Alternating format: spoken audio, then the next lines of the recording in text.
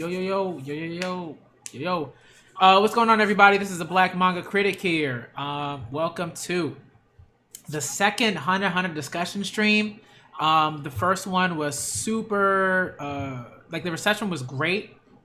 Folks, came through, said how much said how much they loved the stream. Came through on Twitter, came through, through the comment section of the first one. All I will say is that this was this is definitely the video that's done the best on my channel. And as quickly as it did, it was just like, whoa. I was not prepared for it. But I think it just kind of goes to show you, folks really, really enjoy Hunter x Hunter, and folks will come through for Hunter x Hunter. So cheers to that. All right. And we got to talk about, our panelists, like everyone who's here. Naya is not here yet, but he will be here. I'm just making, I sent him a few messages, so he'll be here eventually. But just want to introduce everyone else. So, what order should we go in? Should we go in the order that's on the screen? I guess we could do that. Well, it's different for each of us, though. Yeah. So we'll go for my screen. Your screen. So we'll go for my screen. So for my screen, the person after me is y'all know who I am, BMC, blah blah blah blah. I'm not gonna waste any more time. Whimsy. All right, so it's Whimsy, then Tails, then Danchou, then Ali.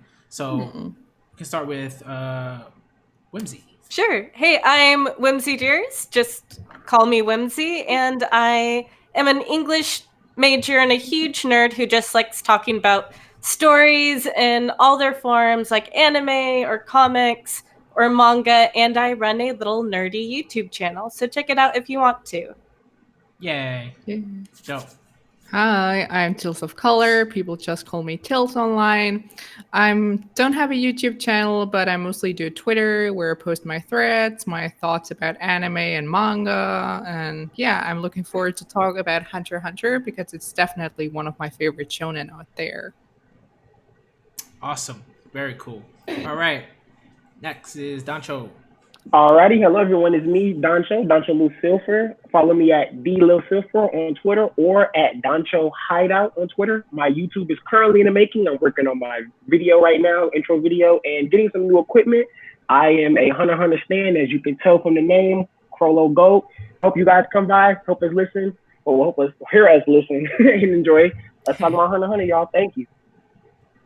Awesome. Okay. All right, and next and last but not least is Ali. Oh, Otakette.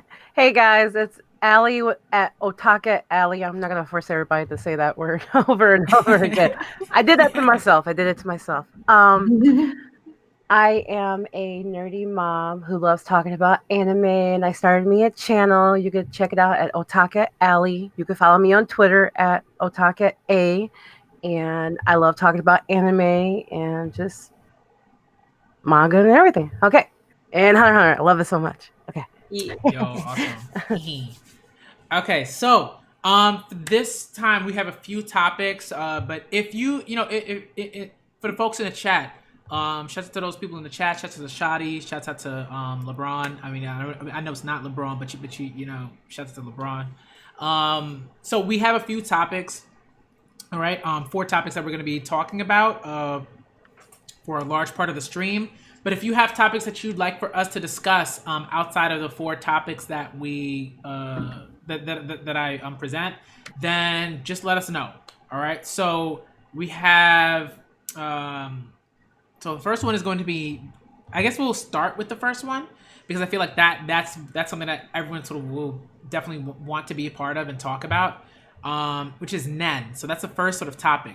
I think we should definitely start with that topic, and that might be a good sort of just gateway or lead into the other topics that we have. So the first topic is going to be Nen. The second topic is going to be Hisoka and Illumi's roles within the story as of now, even prior to, up till now, and beyond that, and the near future. The third topic is going to be Hisoka versus Chrollo. We really sort of want to go in depth about that, talk about all the different misconceptions that are spreading around, social media, about how the fight went down, and how it portrayed the two characters. And the last topic is going to be Togashi's. Well, not the last topic, but just like the last topic on this list is going to be Togashi's writing style, the prose, right? What, how do we feel about it? What are our, what are our honest opinions about it as Hunter x Hunter fans? All right, that's one of the reasons why Nye is going to be coming through, because he's got his opinions about it. So we definitely want to hear them, and we're going to talk about it. All right, so that's what we have so far. So again, if you have other topics that you'd like us to discuss and talk about and really get into, let us know in the chat, and we'll get to them. Also, before we get started on this discussion, I would love it if people could also leave their ideas in the comment section, and I'll see them, and I'll definitely take them into consideration and put, just add them to the list for the next discussion stream. Yeah. Okay. So that's all I'm gonna say for that. And let's start to talk about Nen. Let's We gonna get into it. Nen. It's a better stand system. The most descriptive, explained, and understood. If you figure it telling out, you. then oh man, you can't question too much with it. Like you can't have like super hard, like not hard, but just all over the place power scaling ranks and battles and stuff like that make no sense. But we gotta go off what we see. No, this is just understood for what it is, and I love it. I love it. Very much so. I agree. Big facts. So and I guess in terms of sort of starting any discussion of Nen, we have to sort of talk about maybe what we can do is have it a little bit sort of lighthearted and fun for a little bit, and just kind of talk about what our favorite Nen type is, and that's fun. if we were the type, do we feel like we would have a particular kind of ability? And if we do, if we've thought about that, because I know other certainly other people that I've talked to about Hunter x Hunter have thought about that pretty extensively. That's so me. If we, you know what I mean? so what would our Nen ability be like? What would our Hatsu be So two things. So what do we feel like what is our favorite Nen category, and what sort of Hatsu would arise from that favorite Nen category? So I'll go last. Because I really want to hear some of these ideas, and that'll also give me time to think about what my Hatsu will be, because I'll go first, because mine is you just said that, so I went straight to my notes, because I actually have one all planned out. And it's funny because I used to be in a, I forgot the app called Amino. I used to be in an Amino group. Oh, no. And it was on SMF. I don't know if you guys know her, but Super Mecha Frieza. I used to be a part of her Amino group. It was a mod. So I used to do all types of Hunter x Hunter things, because she started it. And so I started doing stuff for her fans. So I created an actual canon questionnaire for people, which was pretty cool. If you make your own OC for Hunter x Hunter. So I actually answered it and then created my own Nen ability. So it's complicated. So to start off, I know I'm a Chrollo stan, so I went with Specialist. Now I went with Specialist after taking 3 different Nen abilities, Nen personality tests, because Hisoka has his personality thing, so they have people who base that off of making tests and all of that. And I got Specialist twice and Conjurer once, which made sense to me, so I just went with Specialist. So the ability I have is called Emotionality Shadow. That's the Hatsu. So I'm just gonna read it straight up. So it says, I create an AI shadow made of my Nen in a humanoid form, which moves based on my thoughts. It is either strengthened or weakened by my emotional awareness and behavior. The shadow has different abilities, but I give up my emotions or feelings for a period of time to use them. The longer I sacrifice, the stronger the shadow. I can change the form of the shadow based on the amount of Nen put into it, but the max I can do is the size of a person. The bigger the form, the longer the emotional awareness it takes. And to create the base form of the shadow, I must insert a certain amount of Nen into my own shadow and make it form. This does not require any emotion to be sacrificed, but the shadow is not physically able to do any damage. It is more like a sentry or a recon. So time equals strength. That's my restriction. So the way I balance time is time is an equal to amount of power, similar to Emperor's time. I will give my shadow power equating to minutes. So for every 7 hours of that emotion I give up, the shadow is 7 times stronger than its base form. Its base form depends on how much nen I place into the shadow when creating it. And this is more just in power and speed, but the different abilities I give with the different emotions is really where it comes into the versatility of the ability. So my anger and rage is called Rage Shadow. My shadow absorbs any anger and rage and channels into a power and speed. It follows all simple and advanced commands. So my most basic form of the shadow. Then I give up empathy for my tank shadow, which is a shadow that takes the form of a shield and becomes dense enough to take high-level destructive attacks, Uvo Big Bang, for example, and cannot attack in any way but can defend. The shadow can also cover me like an armor. Then I have my sympathy, which is my cleric shadow. Shadow takes the form of a black staff when I usually use it. It heals others' wounds, but nothing too fatal, like a blown-off arm or something like that. It cannot return any limb. The weakest of my forms in strength and defense, and a level of healing does not change no matter what form it's in, and I can't heal myself. And then happiness and joy is my killjoy shadow. This form is used for my shadow to absorb something and copy its physical properties. I give up joy and happiness while touching and feeling on the object for my shadow to consume it. When touching a human to copy appearances, it takes more time, so I have to go without happiness and joy. And then I have an all emotion, which is my socio shadow. Becoming a sociopath, and my shadow becomes a perfect copy of my appearance if I choose, and has the ability of all forms. This has an automatic duration of 7 hours. I must go without emotion. And however, it's 3 times more powerful than anything I would have. And also the shadow has the ability to speak and follow commands. However, its feedback to commands is very little. It's not gonna have a full conversation with me, but it can say a yes or no sir type thing. And then my nen is automatically pushed into a state of Hatsu while that shadow's in that form. So I can't do anything myself nen-wise. Everything is given to my shadow. So that's all I have for it so far. Look, I'm gonna be honest. I was just gonna be like, all right, I'm gonna have a hot suit. I'm just gonna punch really hard, and let's just see what happens after that. Yeah, I have some ideas. But yeah, I had the time, so I was bored one day, and I was like, what if I did come up with a nen ability? And I just thought about it for a while, and I was like, you know what? I'm gonna do something with emotions, and I was like, I'm just gonna run with it. That's awesome. No, that was phenomenal. Oh man. Okay.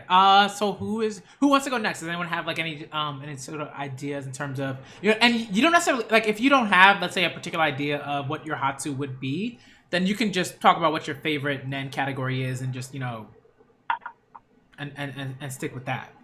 I never thought about it because with me, being so fresh with finishing reading it, I'm over here trying to take a personality test while he was explaining. I was like, let me figure out what mine is real quick. Let me grab a leaf and some water. I know, right? I'll be back once I'm done. I'll go next. I guess I could say that my favorite nen is Kites. Crazy Slots. Almost forgot. Yes, Crazy Slots is my favorite because I love that scythe. I love that scythe so much. I love his gun. I just love the way he doesn't he calls it a bad roll, but it's what he wants in that moment the most. I love that we don't know too much else about it, and that it could have played a factor in his post-mortem nen. Probably played a factor with that. The number 3 is his version of I don't want to die. I need this. Right. And then that's why I'm so intrigued by postmortem nen, because how can you that slot is when you yes if the 3 is I roll this and I will not die because I have already it's just Hisoka with the whole my rubber nen, it's kind of like that. right. That's why I loved Kites even more. I always thought that Xenos was my favorite until I realized with Hisoka what Kite could have really actually did in that moment. So that's why Kite's my favorite. And I'll figure out what my would be in a half an hour. Awesome. Cool. All right. Who wants to go next? I guess I'll go next. Cool. I guess I'm a bit of a weirdo. When I take the personality tests, I either get conjurer or specialist. That's Ooh, normal. But that's cool. I'm really interested in she's a bit of an oddball too. Palm's ability, the blue wink. So if there is a way, like I could summon like a crystal ball and use clairvoyance or see ahead, like the past, present, and future, I think that would be like my ideal ability, so I can plan ahead and see what someone else is doing. That's cool. Nice. I like that. Very dope. Very dope. Okay. All right. And Tails, you want to go?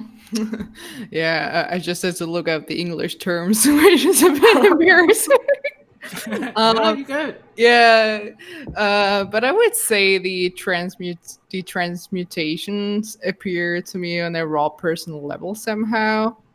No, that's. I think you first get in touch with the silly bungee gum, but, but it kind of stuck with me. I don't know. You want to be a gumball? Yeah, I would love to be. Yeah, so I would love to be a transmuter, I guess, and I need to do these personality tests, I guess. What would you want it to look like, or what would you want it to feel like, or what would you want your property to be?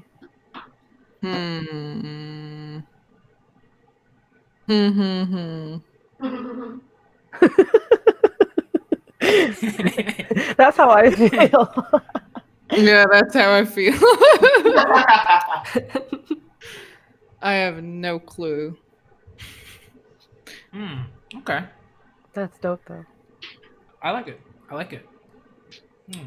I think for me, like, I would, like, if I had to pick a Nen, like, if I had a Nen category, I always say to myself, it'd be something really cool, like enhancer or specialist or something like that. But I think, like, I'd probably end up being, like, an emitter or something like that. Like, I feel like I'd be an emitter, but, like, not like, like a combat, not like a combat-wise like emitter. I mean, maybe in a different sense, but it'd be something close to like Melody's like ability, where she can sort of like affect like the emotional states of the people around her, like through whatever it is, like through like a specific thing that they do.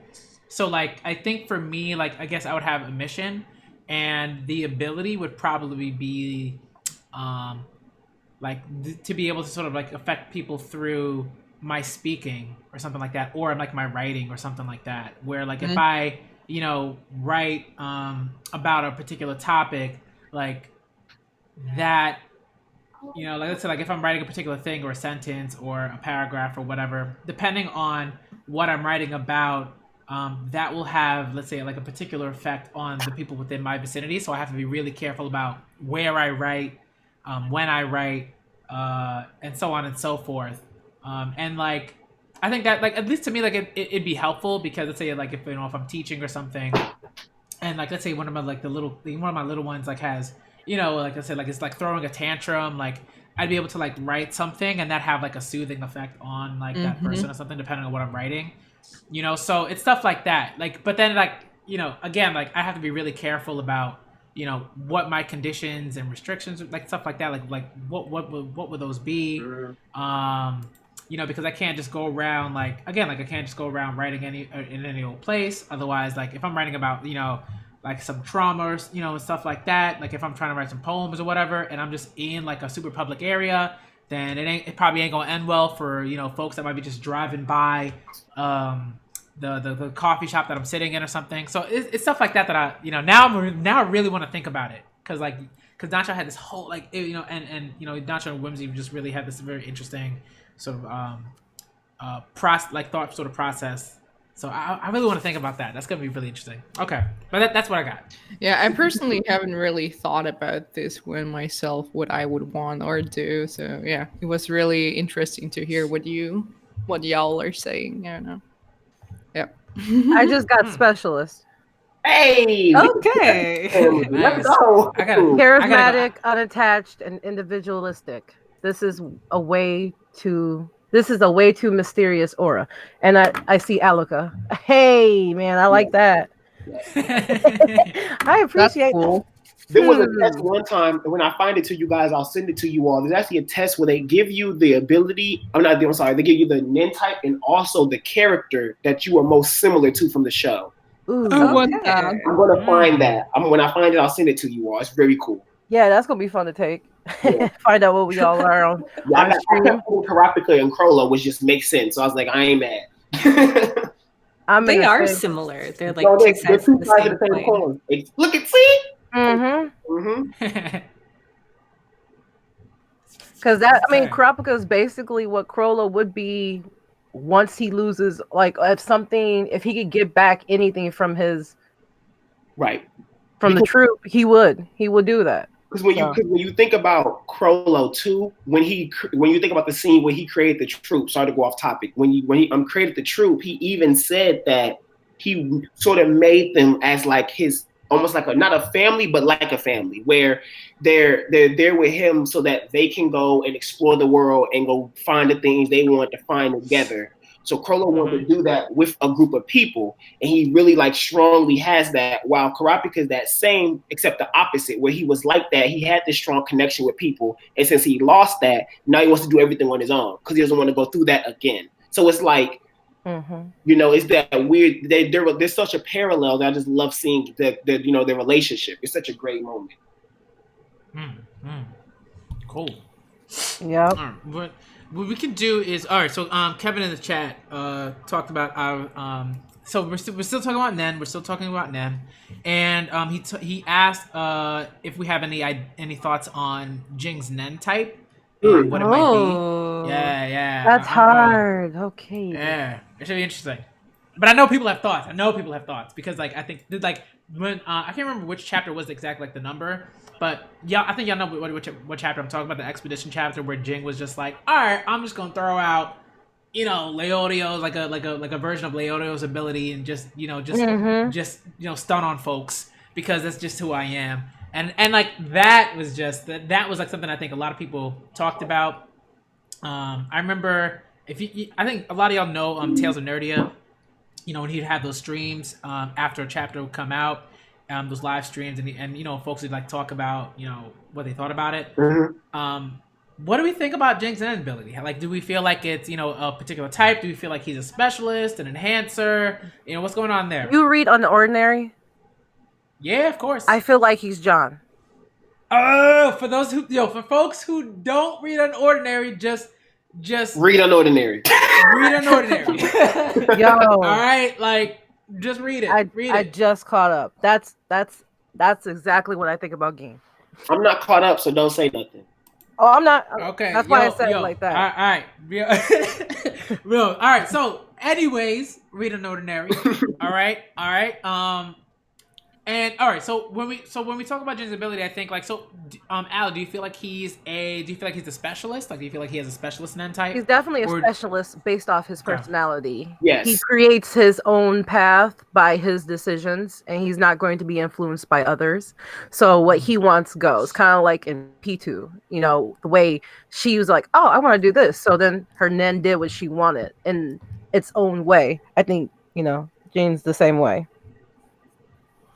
I would agree. Okay. I would say the fact that he said a natural talent of his to be able to copy physical attacks done against him. He can't. I think him not being a specialist just doesn't make sense. Like, because you can't. He just stole a transmuter's ability without even think. Like, he just copied Leorio's ability off of just being punched by it. It didn't just copy it. Sort of perfected it. Showed us an even higher level of it. So it's like, I don't see how he couldn't be one. And like you said, his personality just screams, I'm a specialist. It screams, I do what I want. So it's like, it's hilarious. I feel unless it's the way that he unlocks it, kind of like Kurapika, to where if certain conditions are met, then he becomes a specialist if he chooses to.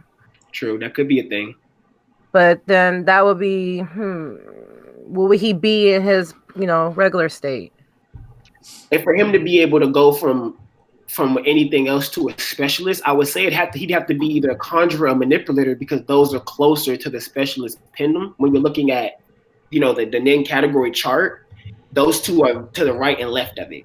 You know, so for him to be anything other than those, it has to be some type of serious condition to go from like an enhancer, emitter, or a transmuter and transform that into a specialist. So, but I don't think Ging is a conjurer or a manipulator at all. So, like, part of me just went straight to specialist. You know.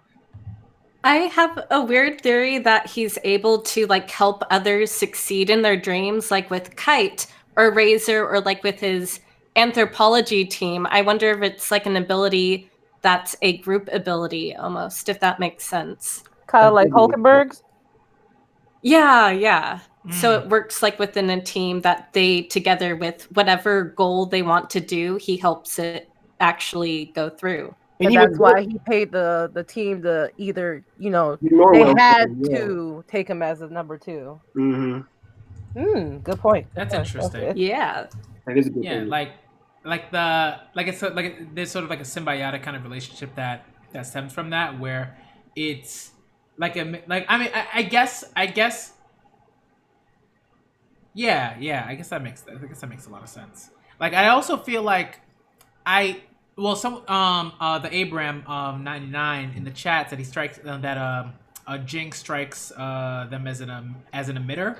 That's interesting. I wonder what y'all think about that. I have thoughts about this specialist, and I kind of sort of agree with what you were talking about in terms of his personality and how that kind of is sort of a specialist. So, like, he seems like a specialist. Because Hisoka, like a personality trait, but Hisoka, what about emitter? Hisoka made it very clear that a lot of a person can be perceived, or what their nin ability could be, will be based off their personality or how they come off. Hisoka had everybody pegged down just based off interacting with them. So that plays a factor in itself. I think the emitter, when people say emitter, unfortunately, my mind thinks is that you're sort of being led astray because you're being fooled by him being able to copy Leorio's ability. You get what I'm saying? Because Leorio is an emitter. So, like, if for you, it's like seeing him do that ability, I understand people thinking, oh, he has to be an emitter. He's perfectly copying the ability, making it better. And even to show how Leorio uses computations from men to be able to affect tumors, you know? So, like, I get people saying that, but then I go, but he said he can naturally copy physical attacks that can hit him. So that means he's saying if Gon was to hit him with Janjanken and he was able to eat it, he's copying it. You know what I'm saying? I can't picture that. So it makes me think like specialist is the only thing that makes sense. And my only other one would be enhancer. And the only thing that makes me think enhancer is because of his son. That's really it. You know what I'm saying? Like they're all enhancers. Like the whole family line is enhancers. Because even Wing was saying enhancers really don't need abilities because y'all are so balanced. Y'all can really do whatever y'all want. Y'all can strengthen yourselves. Y'all can make defense out of y'all Nina because y'all are enhancers. You know, like y'all can really do almost anything because y'all are so balanced.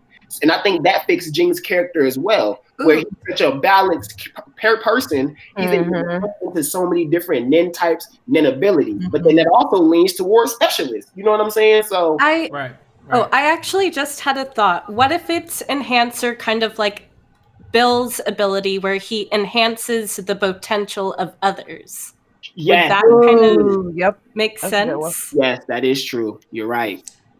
Because there's some weird interpretations of the enhancement ability, like with Palm or with Bill, where he helps people grow in their nen ability. You're right about that. Could be. I mean, it could be that. I mean, like, I feel like... so here's a question. Do we feel like Leorio already sort of figured out the sort of abilities that Ging presented, like, within that chapter, right? With the sort of... with the pulses, do we feel like he's like Leorio's already able to do that? Yes, because or do we I say yes because Ging said it clearly. He said I'm assuming Leorio uses his ability like this based on how he used the warp move. That's literally that's what he said. So going off of Ging, you know, I'm hoping that's Togashi speaking through Ging saying this is what Leorio does when he's doing his doctor thing. You know what I'm saying? Another reason is because in the manga, which I can't remember if the 2011 they had Ging say this, which is a huge disappointment. But after that moment where Ging punches him and Leorio punches Ging and Ging has that conversation with Chidel, he literally says, I wasn't even gonna come to this, but meeting Leorio made it worth it. And then like in a smaller bubble, he says he's got huge potential, but it's like he's saying that in his head. So like I think that's Togashi saying, yeah, like Leorio knows how to use this nin in his medical field. You know what I'm saying? Like he's pretty proficient in what he's doing. He's a really smart young kid. So I think yeah, like I think Leorio's really, really good. I wish we could see him physically doing stuff. I wish Togashi would show that to us. But at the same time, I do like how he handles Leorio's character, where he's in the background but still pretty important. We're gonna be seeing a lot of that more once he gets better. Exactly. When people start getting hurt, yeah, for sure. Okay. Interesting. Okay, so maybe what we can do is sort of talk about, in a sort of more general kind of sense, how do we feel about, and I think we've had discussions about this, you know, whether it's on like our own channels, or whether it's on, you know, within chats, group chats, stuff like that, you know, friends, all that type of stuff. Why is Nen so effective from a story standpoint as a power system? So I want to talk about this, and I want each of us to, you know, chime in, talk about why it's so effective and why we're not overselling Nen as a system. Okay. Yeah, because it avoids the shonen trap of, you know, power scaling, and I don't know, it's over 9,000. I think it avoids just many problems other shonen have. It's simply because there is no best ability. It's all balanced, you know, and I think this is what keeps it interesting, or that's what I personally think. And even when he tries to put a number on it, like when he used it during Knuckle and chapter, is it 7 or 8? Damn it, darn it. Chapter 7 bankruptcy.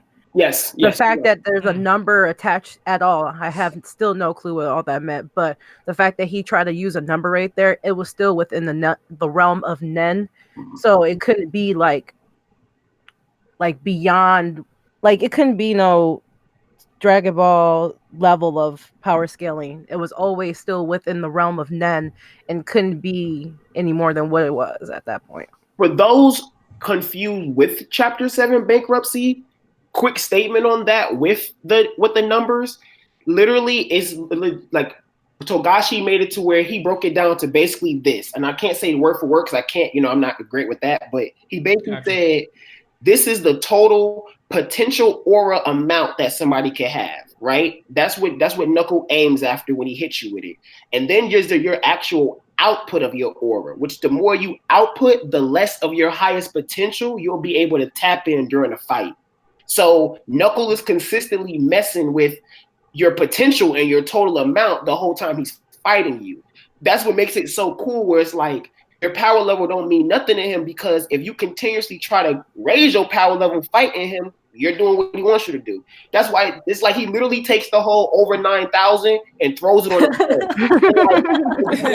if you want to be over 9,000, that's cool. It's going to kick you in your butt, though. Like, you know what I'm saying? Yeah. It's pretty cool. I love how he does that. I just wanted to put that out there. So someone in the chat. Thanks for explaining that, because that gave me a different perspective on it. That made it more fun to figure out versus how I turned the gun when he explained it. I was really like, exactly. Oh. Mm-hmm. But no, when you say it like that, that makes it even more like, oh, okay, cool. Gotcha. Tails, you want to? Yeah. Someone in the chat is writing, the way it's been introduced was a big factor too. It was a mystery for the whole Hunter exam. And yes, I agree with that. The way it was introduced with Hisoka sitting there, and you know, you saw the aura and you didn't know what shit was going on. Yeah. And I think that's something that and like that's a point that I think is really that's really important. Shouts out to Emperor Time for that. In the chat. And is that usually, right, in other shonen, right, this idea of like intimidation usually is linked to a general sort of idea of intimidation, of when you're sort of faced with something on almost sort of like animalistic kind of instinctual sort of thing, where you know, I don't know who this person is from like nobody, but like I'm not messing with that person. Like there's just a vibe, and that's usually what sort of shonen manga tend to do. There's always like sort of a vibe, but Nen, very sort of clearly, even if it was sort of a mystery, was like, okay, this ain't no regular like intimidation. Right. Like, this is something else, and eventually we're gonna figure out what that is. But like, right, and that's not to say that other battle shonen manga haven't done that at all. But I think Hunter x Hunter just did a great job of sort of being like, okay, this is something, but we're not gonna take too long to talk about what that something is, and talk about like why it is the way that it is.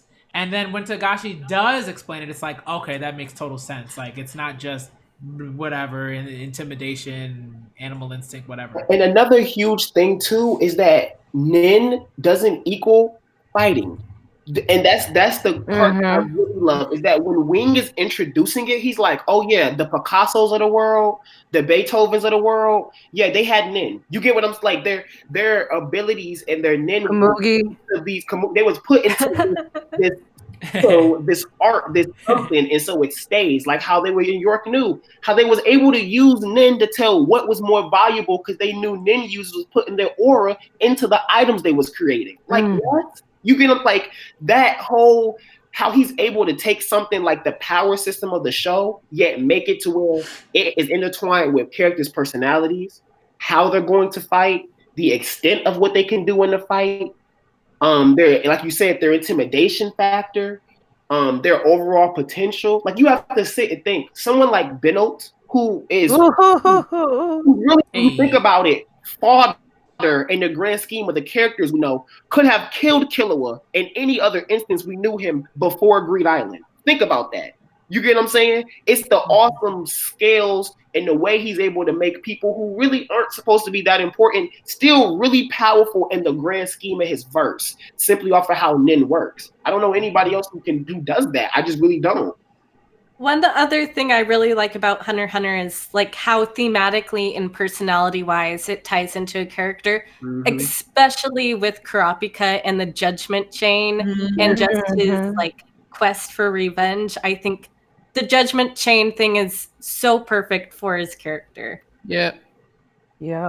It does move perfectly. And then I think also another thing too is how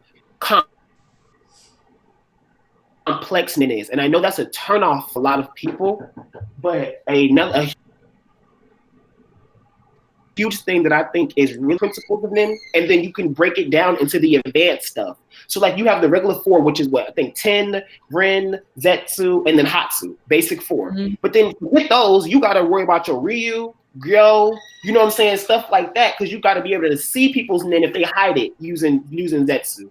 You got to be able to defend yourself using Ryu or Ko if somebody wants to hit you with a nin, because you can't just try to block it. You got to actually specifically, you know what I'm saying, block it type of way. You have to, and then you have to make sure you put the right amount of aura power in percentage. Oh my goodness! Bisky's touching Gon's arm is like, what's the difference between when I touched you and a second ago? He's like, yeah, there's less aura here. She's like, exactly. And that learning that helps him deal with the bomber and Genthru. I mean, that whole, I'm sorry, I could go for days, but that whole instance of him being able to make sure it matters, how you use it matters. You have to understand it. Like I tell people, if you really want to understand how important nin is, just go back to Greed Island and watch Killua and Gon spar slowly with their aura power and boost, and just think about that, how they had to learn how to use their aura and fight at the same time. But your aura isn't just random aura, it's heavy. You feel it on your body as you're using it. And the fact that they, like, Killua was fighting Yuppie, naturally born with like just ability to use nin. Exactly. And it's you understand why, because of all the training and everything they've been through. You see the progression of learning nin with them. Like we gain the ability to be at the level with them because of the knowledge that we gained through the series. With Dragon Ball Z, not One Piece, you have to train your ability in there still too. But I mean, you have to train yours with Dragon Ball Z, but you get Not these to that power-ups. But it's just not the same. It's not the same. It's completely different. and that's why it's like Nen is more grounded in a verse that we can understand versus like pulling from here and there. Right. I agree. I mean, it's not like Bleach where Ichigo learns Bankai in like a few days or something. Quickly. Yeah, that was I mean, look, it was a hype moment. I'm not gonna take anything away from that hype moment, like in that sense, because when he did Bankai, I was right there with all the rest of the Bleach stands, cheering and like, yeah, Bankai, like, you know what I mean. So that was clean, but yes, like, I'm not really understanding what's happening here. He made a rando machine that could, do something. I think I don't know. I think the only other category or the other anime I think that can stand up here with Nen is Stands. Because Stands can stand. Honorable mention, I don't know if you guys have watched or read. Honorable mention to World Trigger. Tryon is a very good power system. If you guys have not checked out World Trigger, I have not. Yeah. Tryon is a very good power system. It is. Yep. I would agree. Very good power system. Although I would say that Togashi is doing just better writing than Araki. I mean, we're going to talk about the writing later, but I think how Nen's system is used and how the stands are being used. I think Nen was created or influenced by the stand system, if I'm correct. Definitely, I would agree. Yeah, built on the idea, a more refined version of it. I mean, I would say so. Yeah, he explained King Crimson better than Araki did. Let's be honest. I swear, I instantly understood exactly what Serennik's power was as soon, thanks to because he explained it. Actually, wait, I'm not gonna lie. I think David's production made it easier for me to understand because the way, because I couldn't understand it when I first read it. That's why I was like, is this like King Crimson? But I understood it more once I reread it based off what I seen with Cream, in the anime. Right. And then in the manga, I understood why everybody was confused because the translations was kind of bad. Yeah. But, yeah, because I'm not saying anything. And I think another thing with Nen is that I think people shouldn't punch down on the manga when they've read a shitty translation, And they do that. No, I'm not saying that. It's weird because I talked to so many. I talked to so many people about Part 5. Now I gotta say that, and we all read it in black and white, and people who had to access it in French or Italian or whatever, and no one was confused. And then the English fan base came like, why don't we understand this? Yeah, even a newer translation with the color scans is not so good as people think. It's not good at all. It's not good at all, in my opinion. It's not. Especially in comparison to when someone, and it's funny you said Italian and French. I think it was my Italian friend who explained it to me. I do think it was an Italian friend of mine on Twitter, because I recently got into JoJo's this year, by the way, y'all. So welcome to the family. I don't know if you've seen Tales, but I literally, not to go on JoJo's, but I literally caught up this year, and I also bought a JoJo Valier while at AX. I lost my mind, but anyway.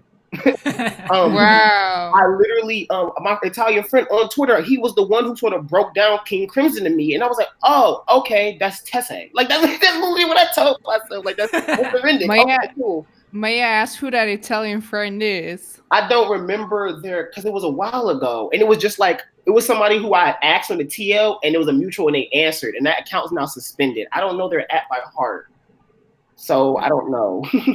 I don't know if anyone can answer this, but I notice in general, France acquires licenses and publishes volumes way before America. Yes. Is it because manga is more popular, or what's going on with that? Okay, I can answer that. Okay, so France is like the country that licenses the most out of all.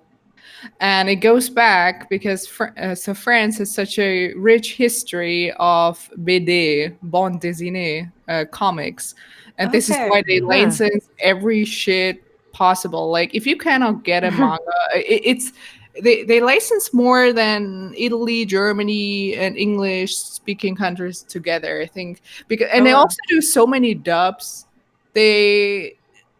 whenever I search for something and I cannot find it in language, you probably find it in French. It's but it's their BD culture. I'm crazy how we're just going to show in the French so much love. My French Jujutsu Kaisen mutuals are amazing. I love you all. I just want to shout y'all out.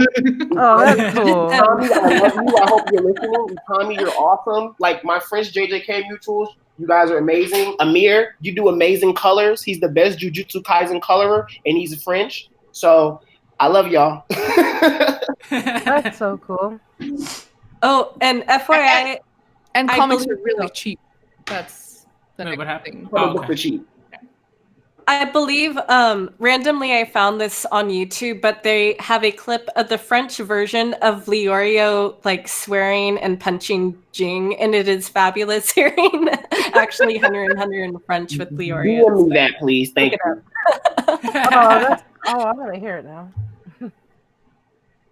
That's amazing. One thing I wanted to, I think like in terms of sort of Nen, and there are a couple things in the chat that people have mentioned that I totally agree with.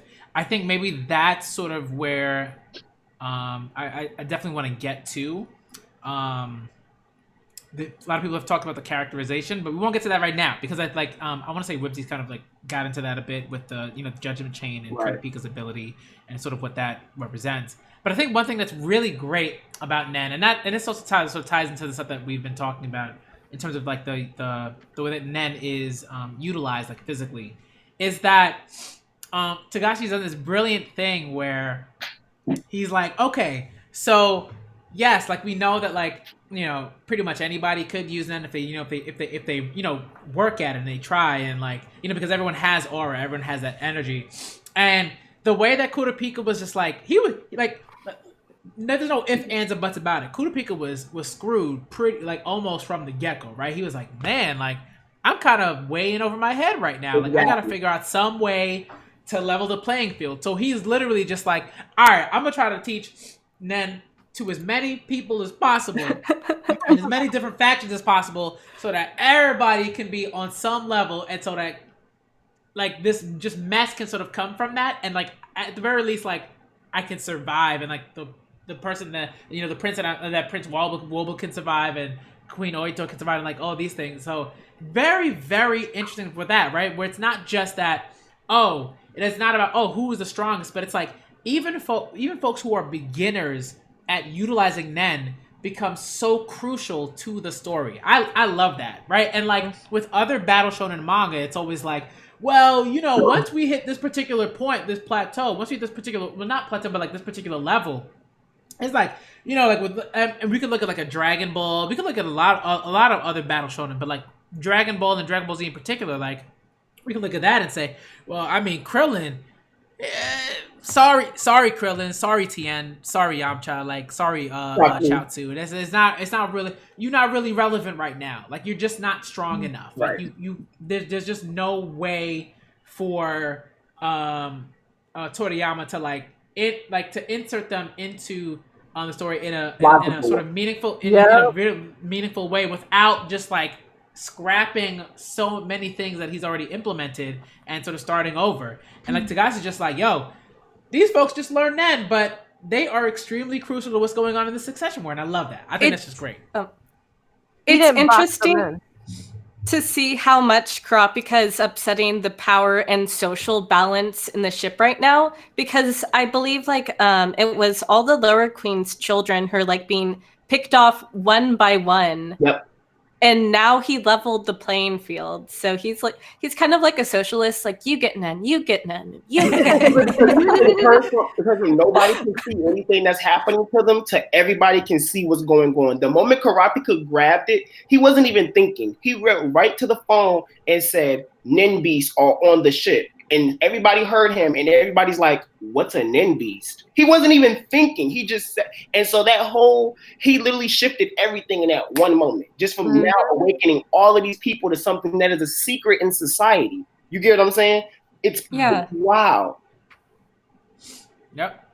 I also really like that idea that Whimsy just brought. This this idea of like this it is a very socialist sort of plot point that like I think is very apt because we're dealing with just like this like awful like cocky empire, right? We're dealing with an empire, right? And it's like okay, like the fact that Kurapika sort of fighting like empire with socialism. I think that's interesting. I'm not gonna like write a dissertation on it or anything like that. No, because, but the thing is, you could write a cool. dissertation because you also have to look at the fact that not only is he doing that, you have to look at the fact that the Succession War is a secret war done within that kingdom's royal family. So now we're definitely looking into the government of the Kaken Kingdom. He's directly tapping into their tradition and saying, nah, F that. Everybody on this boat's going to end up finding out about this war. It's going to happen. The spiders are coming from the bottom all the way to the top. They're going to figure out what's going on. It's going. The moment Chrollo looked and said, "What's at the top, and how do I get there?" and man said, "That's not for you." Chrollo said, "Oh no, that means it's for me." You get what I'm saying? They're gonna mess up the ship.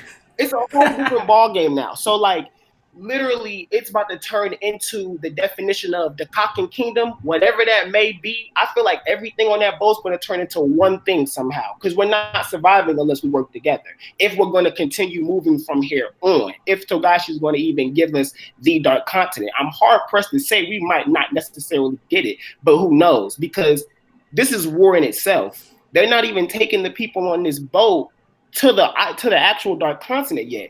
They're going to a pseudo island first. You get what I'm saying? And then beyond in them are trying to escape out the hunter clutches and then get to the real Dark Continent without the rest of them with them. So I'm trying to figure out what's going to happen in between now, getting to the pseudo island, what's going to happen on the pseudo island to where Beyond is going to escape out the hunter's clutches, get with Ging and Pearson and them. Think about that. Ging is low-key helping Beyond escape from the hunters while also trying to stop Pearson from entirely fucking the hunters over. Do you understand the type of balance he has to have for that? Ging can do it. I believe in him. I do too. Yeah, me too. I'm waiting for Pop to do it. You know? And I love how Togashi is giving his characters those type of real balance issues, those type of real mental struggles, while it also takes a physical ability as well, because he's not going to be able to sit on his ass and do this. You know what I'm saying? Yeah. Yeah. And that's when that goes back into how why nin is so important, to where this person needs to be strong with their nin, and mentally they need to be strong with their nin. As we seen with Castro, he was mentally weak. That's why he lost to Hisoka, the main reason. He didn't even know how to use his nin the correct way, because mentally he was thinking, yeah, I'm going to conjure up a doppelganger. You're not a conjurer, B. You're doing too much. So it's he like, was a one-trick pony. That was the issue. Yeah. Yeah. Exactly. One thing, okay, so I think before we move on to the next topic, which will be talking about Hisoka and Illumi's roles within the current arc, roles within Hunter x Hunter in general, if you want to do that too, and sort of beyond that. Before we move on to that, I would love to talk about a bit more about the characterization of, like, how characterization is shown through the use of Nen. And in particular characters, if we have certain characters in mind. I would love to talk about that. Every single character. Yeah. But I mean, we're not gonna talk about every single character, but yes, but facts. Of course. But like if you have particular characters in mind that you want to talk about in terms of their characterization through Nan, feel free to talk about that. I would say Gon. I want to highlight Gon because I feel like people really try to. Can I curse? Can I say the S word? I'm sorry. Can I say? I would say, you know what? I think like for the Hunter x Hunter discussion streams, I think that's fine. Okay. I would say they like to downplay the use of Gon's ability with his character. They say he's simple-minded, and I'm like, he's 12. He likes probably never went to school. Like, I mean, he played rock paper scissors. He liked to play rock paper scissors. And Togashi's favorite game as a kid was rock paper scissors. It wasn't called that. I forgot the exact name it was called, but it's fist box. Junkin. Yeah. So that was his favorite game as a kid. One of his favorites. I'm sorry, and he just made a kid want to use it as an ability. and the fact that Gon is an enhancer, yet he's using an emitter and a transmuter ability, like he's making a blade to cut you, and he's also trying to learn how to emit and push Nin at you, while also enhancing his fist to punch you, like literally rock, paper, scissors. And it's still a pretty cool ability for this kid who has this massive amount of aura and just wanted an ability, something to enhance him really quickly, because he needed that at the time period when he was creating it. I feel like they try to make it seem like it's not really cool that it's like that. And I feel like someone who is gone, who even Togashi tried to say, he tried to make a little edgy, because he can't say a kid that left his adopted mother, you can't just say he's some kind of innocent kid. So he had to try to make him some type of edgy. I feel like for him to do that and still keep his innocence in a way and still remind you that he is a kid, I think it's really cool.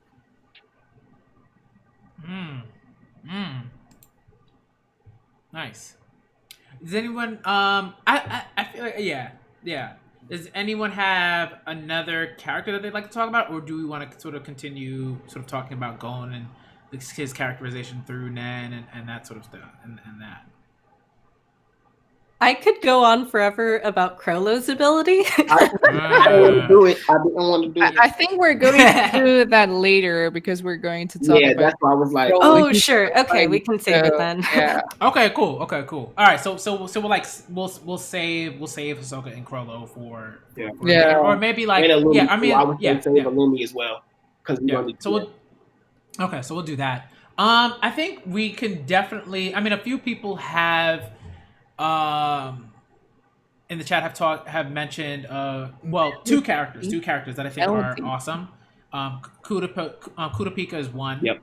Obviously. And the other that was mentioned is one of my faves. It's one of my favorites. Melody. I love Melody. Yeah. We stand Melody over here. The character Shona needs. Yes. I think Kite too is a very crucial one, because we looked a little bit into his backstory, and then we did see that he lived his life day by day. So when I look at that, I do think random. You get what I'm saying? And he figured it out every single day, and he figured that shit out every single motherfucking day in some type of motherfucking way. And that shit was random. You get what I'm saying? Gotcha. And I connected with that in a way, like seeing him running with them animals, and like he was stealing bread from people, bro. You know what I'm saying? And it wasn't even like really fresh bread for real. You know, like.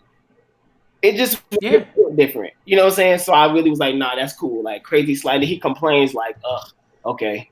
Like but it's exactly what he needs at that moment. Yep. That's why it's my favorite. I love it. Okay. We can talk about maybe we'll leave Kurapika sort of for last before we shift into the Hisoka and Illumi stuff. But I want to talk about Melody, because I feel like Melody. I don't know. I want to know how y'all feel about it. Like, do you feel like Melody is an underappreciated character in Hunter x Hunter, or do you feel she is like at a certain point? Because that's how I feel about it. I'm like, yo, folks, come on, we gotta show Melody some love. And I don't think she's underappreciated in the more feminist aware community, because I think many people in MySpace talk about her and how she's a needed character.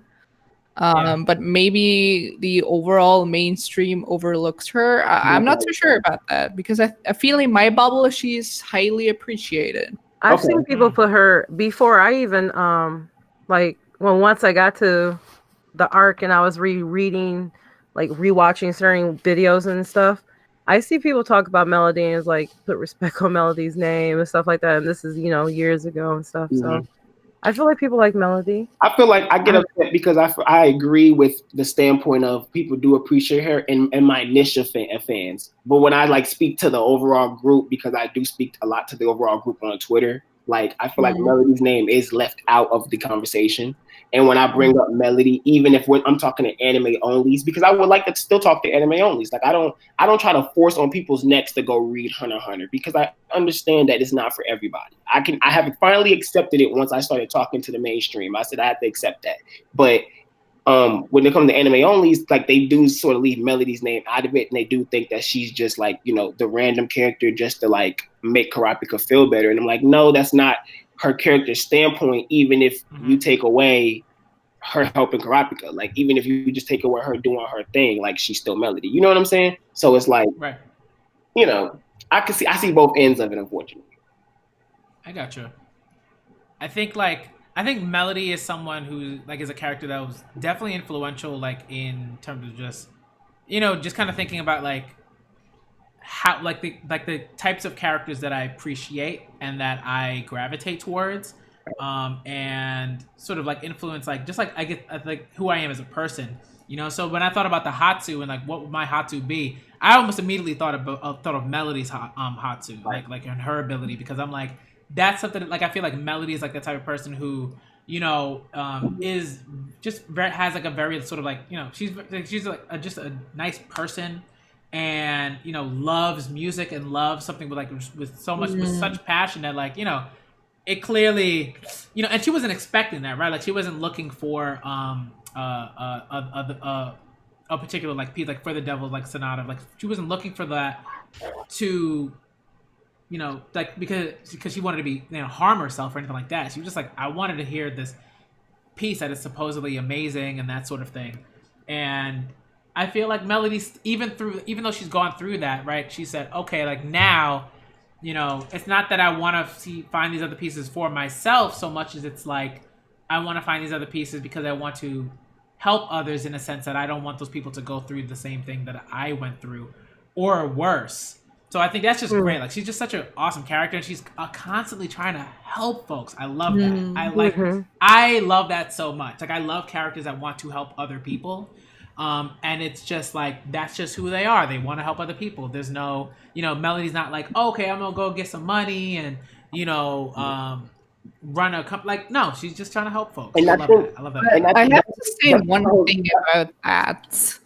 I think it's great, but in the bigger context, also when I think about more of the female characters in the show, it is typical that female characters take a supportive role, and I just don't know how to feel about that because Gotcha. Yeah, because we have the Phantom Troupe, the one who repaired Hisoka's arm. She has a name with M. Machi. I forgot. Yeah, Machi, exactly. We have so many characters. Pito, she did. I mean, she was a fighter and all, but she also had a supportive ability to heal the girl. Pito was female coded. All of the Chimera ends didn't have a gender, as far as I remember. But it's I'm not so sure. I feel like Melody is bringing Togashi's using Melody in a way that is like kind of like she's a new main character, but not new main character. You know what I'm saying? Like the way that she's not under anybody. She perceived Kacho and understood what Kacho was trying to do, and this is her mission outside of what's going on with everybody. Everything. She's her own being right now. We see her inner thoughts, how she's moving. And now that has her in a bind because she was out here doing her own thing. I don't know if she's gonna make it. That's why it's like that's what's so heavy. Like that's what's crazy. And I think even Theta, I don't think Theta was sent to off the Fourth Prince. And I think she's taking a nap from him right now. But I think she's definitely taking a break. She wasn't even so that's another thing where I'm like, I feel like a lot of these ladies are like sort of on their grind right now. Like they sort of he letting them like work on just showing what they can do by themselves. Kacho didn't play a supportive role. Fugetsu didn't play a supportive role. Maki's running off by herself. They was like, we want to get out of this. We want to we're finished with this. Like we do not want to that was their mission. We are going to get out. And I feel like they were their own main characters in that way. Where I'm like, damn, okay. Like I didn't even think I would make it, but you know what I'm saying? Like shit. Machi is after Hisoka by herself. She dipped off. She's doing her own thing. So when they finally meet, it's going to be her as her own character, by not supporting. And that's what I love about now. I definitely agree with you. The healing ability itself is supporting. But as a woman, I understand. She does more to heal with it though. It's literally stitches. Like she's stitching, like so, like she can do anything with that. She can kill with it, she can throw with it, she can grab you with it, take your head off with it. She can take the string, throw it on your neck, slice you open. And then she can put your arm back together. Like it's a wide range of different things she could do with this one thing. If anything, I think he made her a flexible character. I think he made her something where she can do whatever he wants her to do. It was to the point to where Togashi said, at that moment, I could have either had Hisoka kill Machi or they fight, but I was like, no, I don't want that right now. I want her to keep going. So he said I didn't do that. I just made it to where he just tied her up, dipped out, and that was it. And he took care of He still wants the character around. He still wants Machi here. He still wants her to be doing her thing. So I feel like I can't really give her a supportive role. And I feel like even in the anime onlys, they feel like she's this amazing character in the anime only, and she hasn't even done as much as you know what I'm saying. Like, so I'm like, I don't know. I do feel like Pakanoda was definitely a support character. Who? Pakanoda. Give me a second. I know. I'm going back. Whimsy wanted to say something. Whimsy, you wanted to say something before? I was going to say that I feel that both are set up to be in a more proactive and pivotal role. I will say that I do feel a lot of female characters are underutilized. They have good potential, but their abilities aren't used at the forefront. But I am really excited to see Melody face off against, I think it's Tierney. Like, if she meets him, how will she react? And she was the one who basically manipulated the entire ship for like how many seconds. Exactly. So I think she's set up to be like a huge player, and I'm really excited to see her interactions with the fourth prince. Yes. I agree with that. Yeah. And I would agree with that. I think that, like, you know, I think that that's an important point to bring up, like that Tails brought up, in terms of sort of, you know, just because it's like, it's not just like we can't kind of see it, and I've mentioned this about, like, you know, other manga in general, but like, it's not just Hunter x Hunter like in its own sort of vacuum. It's like Hunter x Hunter as a right. It's like Hunter x Hunter as a part of sort of, what's the word I'm looking for? Like a group of manga, right? Like a sort of pattern that exists within Weekly Shonen Jump in particular. Their perspective on women characters. Yeah, like it's a thing, right? So it's like even though Togashi, I think, is doing like a pretty decent amount of progressive work, it's like even someone as sort of progressive as Togashi kind of gets like sucked into that sort of, you know, that sort of I mean, I don't kind of place. I don't want to talk down, like, and of course the characters evolve, but you know, how many volumes is it gonna take? How many? And I think this is, you know, yeah. I mean, with the introduction, I mean, Hunter x Hunter starts out as a complete boys' club, and this goes on for a long time. And sometimes, and just compare the ratio. How many male characters take the exam and how many female characters take the exam, and then there's almost no lights, you know, they're never in the spotlight, I guess. And then the Gourmet Hunter is one of the first ones, and then she wears this stripper outfit, and you know, it's not a good look in the beginning, you know. And then I could argue, Machi, the supportive shit, and then she has an ability that's more versatile. Yeah, I get that, but how long is it taking? For me, it's always, okay, this takes so long. I should clarify that I'm aware that they do more important stuff later on, but that's so many volumes into the series that, it bothers me. I feel like a lot of things, though, are, when it comes to that, you also have to look at Shonen Jump itself. I mean, even Togashi has. I'm aware of that. And I hate to say that too, when it comes to like when he himself now has, like, last year was the interview he did where he spoke up on it, where he's like, I'm happy to see that now in Shonen Jump it's changing. Where not, like, people can now put more shoujo aspects into it now. Like, he's like, where they are going to lean more. I mean, it's definitely better than what it used to be. It's definitely better than what it used to be if we're doing a comparison. I think it's definitely better than what it used to be. Look at Act Age. Are we serious? I mean, come on. Like, I think it's definitely better than what it used to be. So, I mean, when he speaks on that, I think it's very true. Like, I think it's awesome that he can even acknowledge it, and he can say, now I can, like, do more of that stuff. He even acknowledges it himself. So for him to even own up to it, I mean, you gotta look at both sides of it. I hate the fact that it's the truth like that, but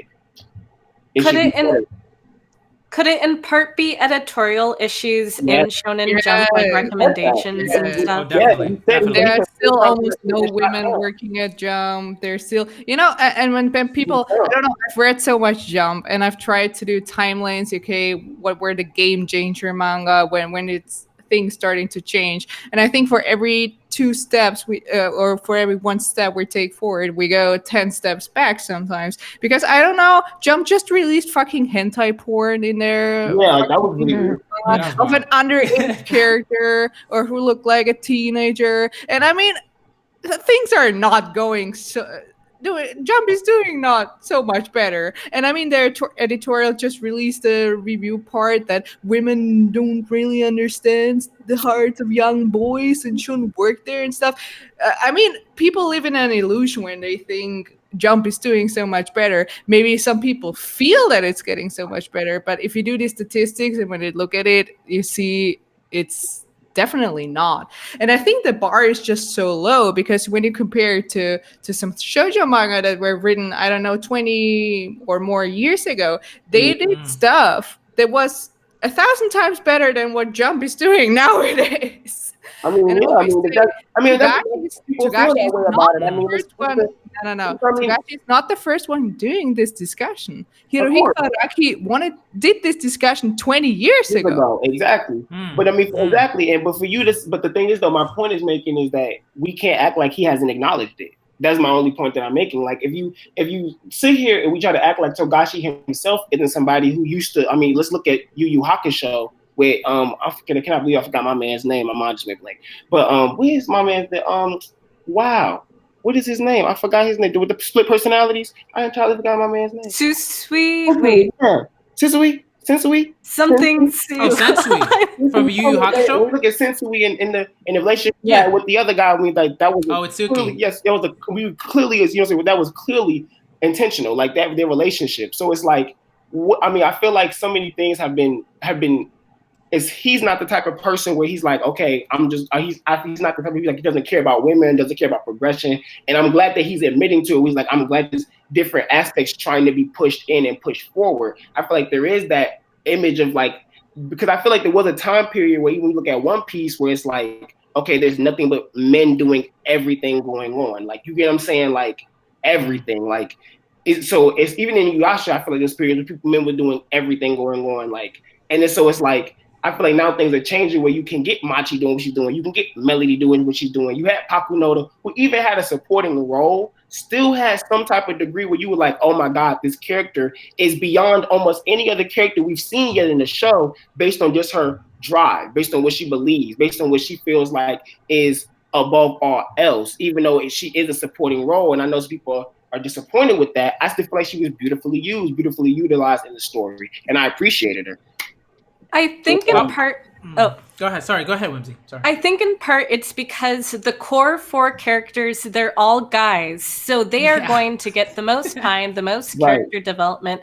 Yeah. I'm hoping now that 2 of the main characters are kind of taking a break, that we're going to see more female characters have an opportunity to. That's why I was saying that Melody is taking more of a main character role now that Killua and Gon is out, because we need somebody else. Gone.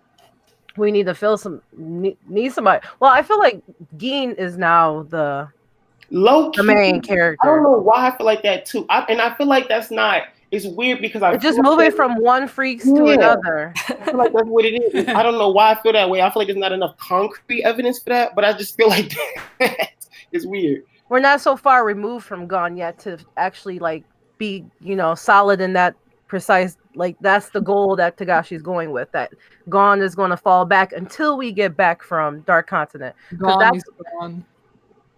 I think he'll be back because he has to take on Gyro, right? I mean, that's what is that. It depends on what he wants to do with it. I mean, yeah. It depends on what he wants to do with it. I mean, I feel like he can go anywhere. He's unpredictable at this point. And like I will say this, like before we just before we kind of continue with sort of like the discussion that we're having with this, I think I just want everyone to sort of be like aware, as people in the chat, the call, all that stuff, is that when we have these discussions, this is something that's really important to me, because I feel like this is not something that's talked about often, like enough. At least like not generally, but just like in certain circles and when it comes to certain fandoms. And so to me, it's really important that we talk about these things, because I think it allows us to be much more sort of I don't want to say honest, but just maybe more honest about about the text that we love, about the things that we love, right? So for me, like when someone was like, "Oh, you gotta talk about some of the stuff with Hunter x Hunter," and that person came at me wrong. Like that person was coming at me wrong. I was like, I don't know who you are, but you need to go back to whatever rock you crawled out of, crawled out from under. But it doesn't mean that I couldn't see that there was like a point there in terms of what they were talking about in terms of like, even a Hunter, right? And again, I will stay in Hunter x Hunter until I'm dead. And then whatever, if I'm reincarnated or if there's an afterlife, whatever, I'm still gonna be talking about Hunter x Hunter. Okay, but doesn't mean that we can't have this. It doesn't mean that we can't have this conversation, that we can't talk about these things and really sort of get to the crux of these issues. Because I think it's important to have that, to be able to have that conversation about something that we love. Because if we're talking about it in this sort of platform, in this sort of space, then more people are aware that this is a conversation that is important, that is happening, and others can have those conversations in their own spaces. So to me, it's like we have to talk about it. And I think it's a good thing that that's happening.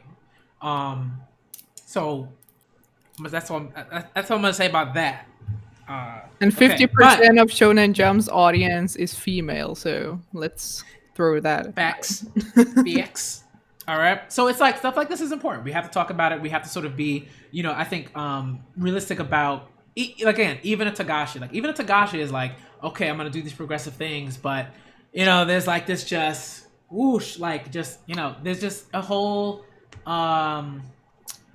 tradition. There's this whole like sort of like patriarchal like tradition that's going on within Weekly Shonen Jump that affects even Hunter x Hunter. So we always got to be clear that like, Hunter x Hunter is not like exempt from that stuff. But it doesn't mean that Hunter x Hunter garbage and kick rocks Hunter x Hunter. Tagashi go sit in a garbage can. You know what I mean? Like, you know what I mean? If you can't critique the art you love, you don't really love it, and that's facts. Yeah. I mean, I do give him credit that he almost doesn't include any fan service. I think the anime threw in more.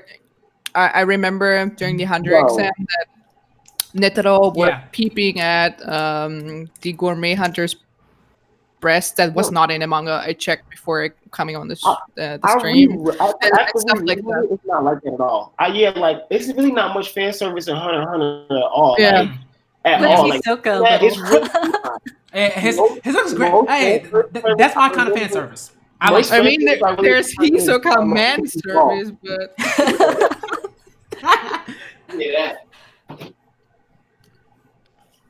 yeah. Okay. So I guess what we can do is, I don't know, maybe we can like bring up Kurapika at some point later on in the stream, but I think we should definitely move on to talking about Hisoka, just because we had just mentioned Hisoka. So let's talk about Hisoka and Illumi's.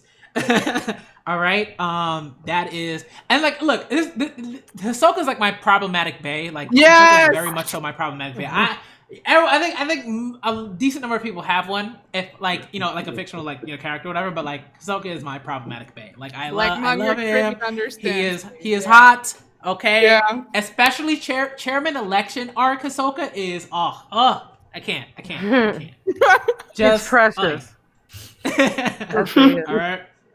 So now that I've gotten that out of the way, all right, I got all the thirst out there for all y'all to see. Okay. We can talk about Hisoka and Illumi's roles within the current arc, just within Hunter x Hunter in general, if you want to do that, and beyond. Like where do we see them at the end? Are they going to be there at the end? What do we think?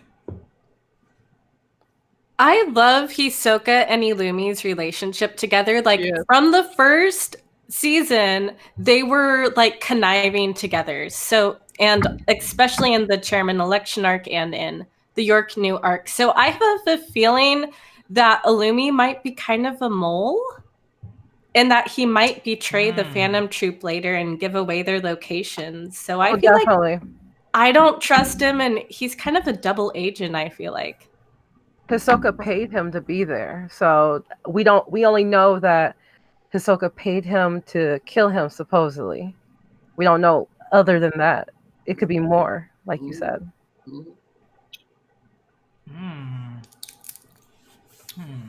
What else? What do y'all think about that?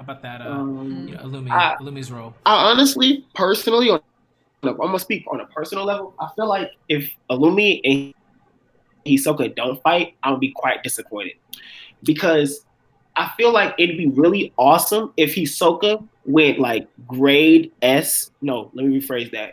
Went like grade triple S BA and was like, I want all y'all to try to kill me right now. And I really would love to Fight them all. I'm so serious. I would literally love to see Hisoka just say, I'm on it. And then now all of a sudden the mafia is chasing after him at the same time now. I feel like this is Hisoka's heaven. I feel like I want him to be in heaven right. Like I really feel like that is heaven in him right now. And he wants to see everybody do all they can to try to get him. And I want him to see him and take some people out on the way. I swear I do. And I'm not even a huge Hisoka fan. I feel like he's highly overrated. But I think he's going to take it as far as bringing in the. I still think he's as strong as y'all feel like he is, y'all. But I feel like sometimes people forget that there are people who are low key still stronger than him. You get what I'm saying?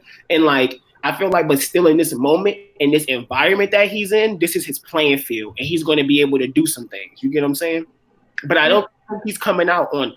Like, I don't know if he's going to come out on top, but I know he's taking people with him on the way. You get what I'm saying? Like, I know he's taking Mafia members out.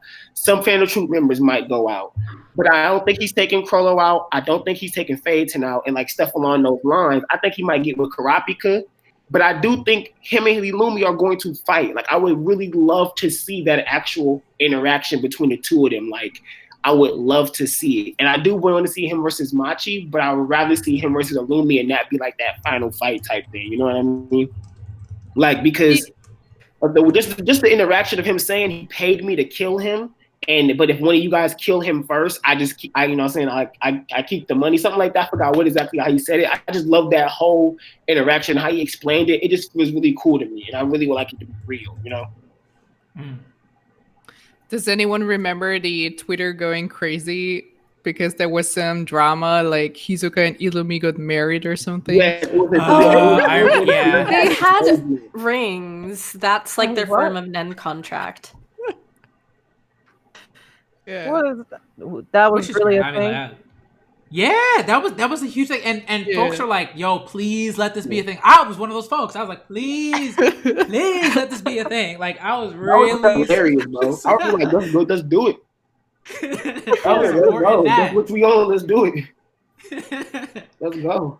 Do you think the reason why Illumi will go after Hisoka is because Kabuto dies? Like, Hisoka kills Kabuto? I was going to say that, but like, I don't be like trying to throw my theories out there for real all the time. But I really think Kabuto about to get offed, and then he's about to be mad and then want to kill Hisoka. Like, I genuinely think that. I feel like Hisoka is going to bring everybody into the Secession War. Like, Hisoka's going to he's already up there, and he's going to kill one of the princes. That's going to set everybody after him. But then it's about to be a death brawl on the ship, and then everybody's like,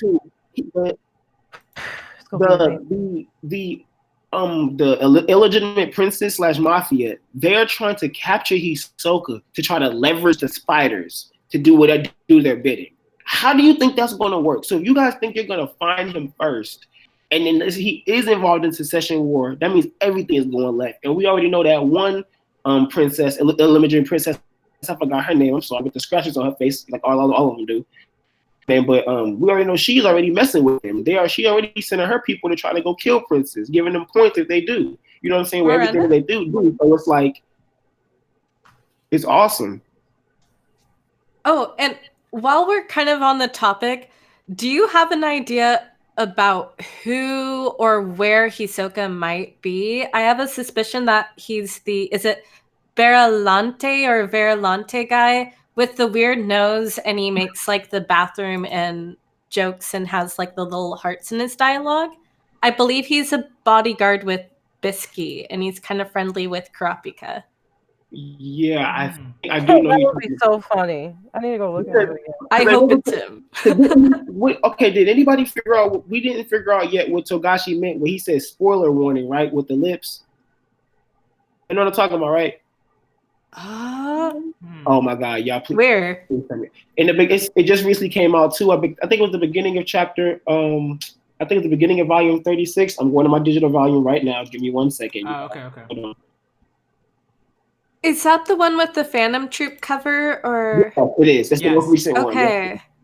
I'm going to the beginning right now to see. Is she like the first chapter, I believe? He says spoiler warning. Yes, right here. He says spoilers, I dare say. And it's some lips. I'm gonna send it in chat so you can put it on your Sure. screen. I'm not on my own computer. Hold on.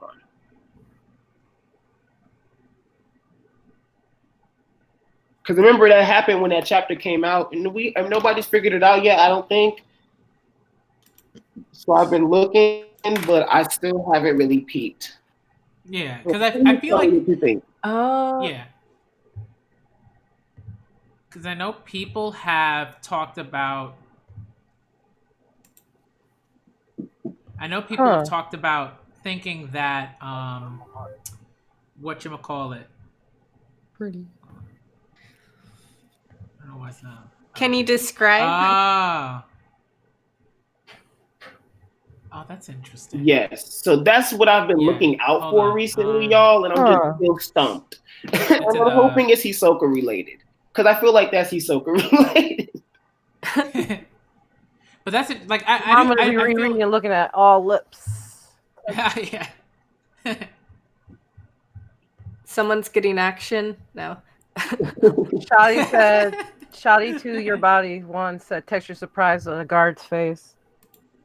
I think a lot of people have talked about that idea that like It's Hisoka's definitely on his face. he's definitely a guard. Yeah. One of the guards. That would make a lot of sense. Whimsy, if it was that guard.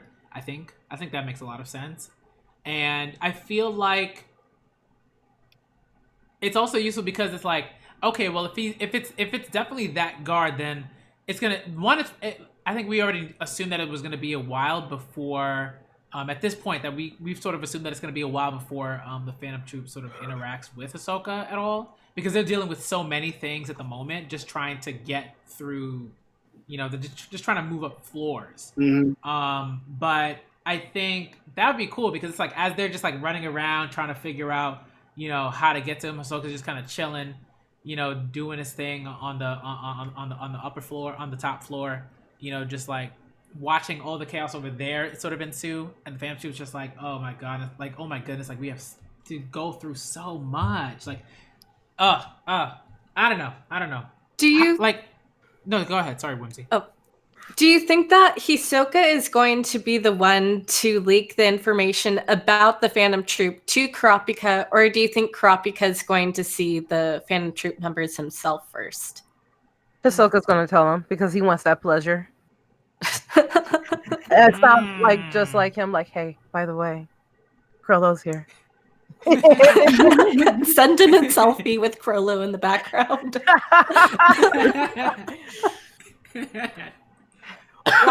Watch Hisoka. Would Hisoka do that? He'll be in the room when he gets the text message and just watch his face, and he'll be like, yes. I did it. Heart emojis.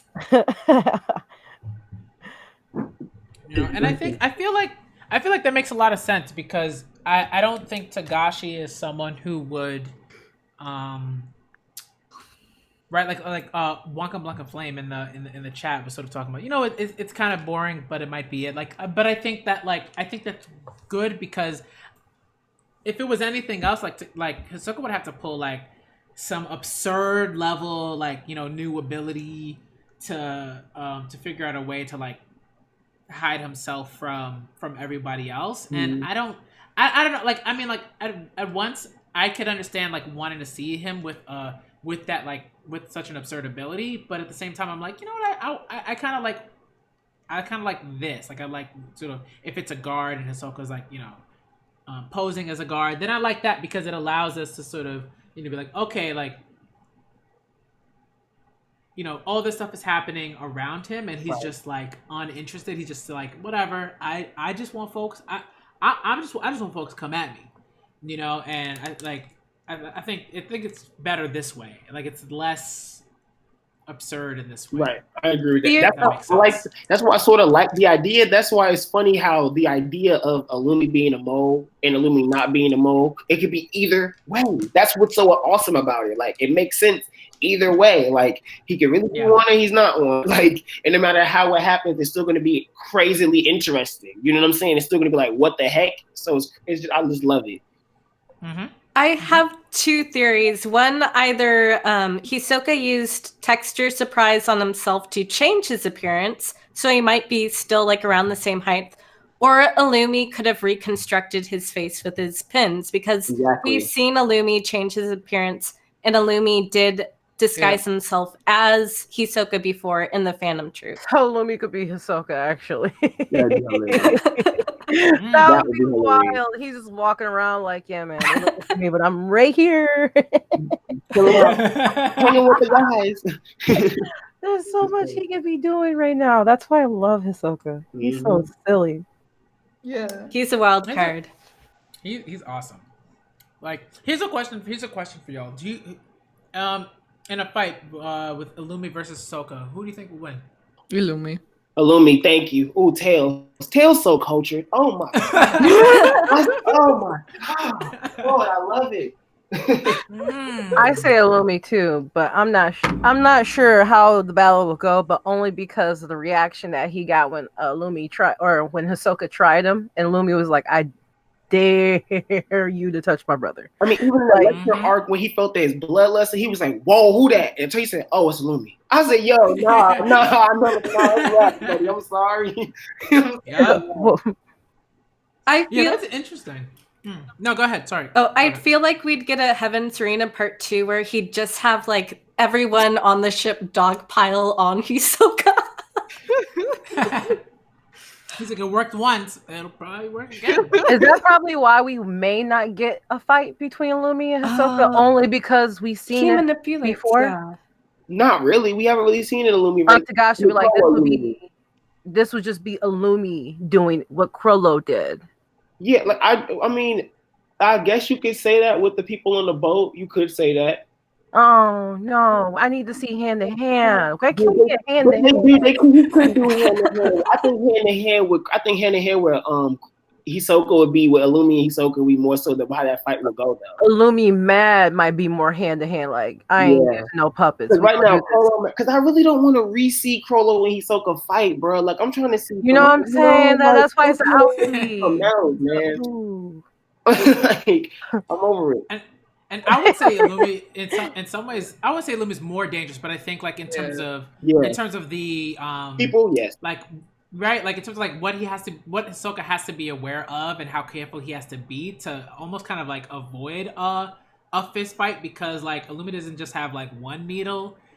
He's got like a bajillion of them. But Hisoka already dealt with with her Chrollo doing the needle. That's why he got rid of Shalnard. He was like, I'm not trying to deal with this again. So he probably already got like a formula or a game plan in his head how he will beat Illumi if he has to, because he's already dealt with a scenario like that. So even if they did fight, he might win. Illumi has the same information though. He knows he killed Sharnarg. So it's like Illumi's prepared for you to have something, and Illumi's not stupid. So that's why I'm like, I want to see y'all fight. I want to see it. Illumi's been out to get in line though. Everyone wants to kill Hisoka or find him. It's like what fights are we really going to see actually play out? I think we are going to see these mafia members try to come at the spiders, and I think we're going to get some interesting fights out of them. The spider that is the most interesting to me at this very moment, and I know people might look at me like I'm crazy, but hear me out when I say this, please, is Franklin. Now, he's a chill dude. No, that's how he is sitting down and it said, "Oh, he's looking for us." So I see him when I see him. I'm like, "Oh, okay, yeah, Franklin about that life." I'm like, Franklin wants smoke. Like Franklin is all for it, and he is really waiting for it. And that's I'm like, okay, now I want to see what big guy can really, and we already know he's fast. You seen what he did with Nobunaga just sparring, playing around. We already know he's really level-headed from what he said to them when he was in the thing. Like, if anything, the manipulated ones, we just kill him and move on. I'm like, oh, okay. Like he's serious. Like he's fed to him, but like I feel like way more like I can have a conversation with you, talk it out, which is why we see them paired. You know what I'm saying? He's one of the most rational members of the Phantom Troupe, and I'm hoping he almost negotiates with one branch of the Mafia to tag team with the Phantom Troupe. That would be cool. Because they're fanboys, to be honest. Louis fanboy. Emperor Time in the comment section says, all I want to see is Kurapika versus Nobunaga. I agree. I need to see that. I need to see Nobunaga see Kurapika's face and see that pain. And like he thinks back on what Gon said to him. Flashback. Like it's just I can see that being pictured out. I really want to see that fight. I would love to see that. That's a question for you. I mean, because we can still talk, keep talking about Hisoka and Illumi.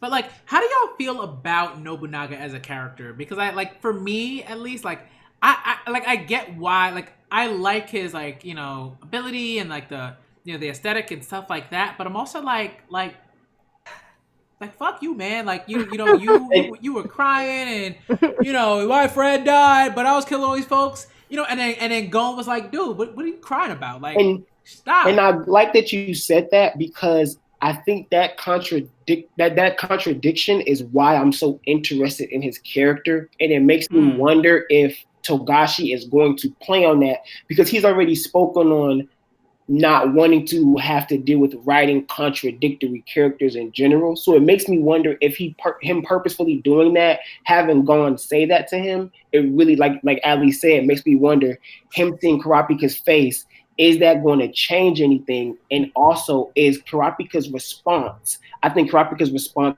Kurapika's rage, Kurapika's, this what you're feeling is me times how many bodies? Do you feel what I'm saying? And it's that clash that I feel like is not only going to probably end up killing Nobunaga's character, but also killing his contradictoriness at the same time, and also teaching him that lesson of life in his last life. Right. And him when he dies. Okay, this is what Uvo went through, and then even that fight, thinking back with Kurapika against Uvo, and he's like, are you serious? Do you understand that me doing this right now is making me nauseous? I'm half dizzy right now. And you, how could you even deal with this, killing all these people? And that whole, it's just crazy how he does that. I really hope that if something like that does happen, I really hope that Nobunaga is written in a way where he understands this, and that is the end of his character. You get what I'm saying? What if Kurapika shows Nobunaga what happened? Because he has that ability to share. No. That was Pakinoda doing that. Okay, my bad.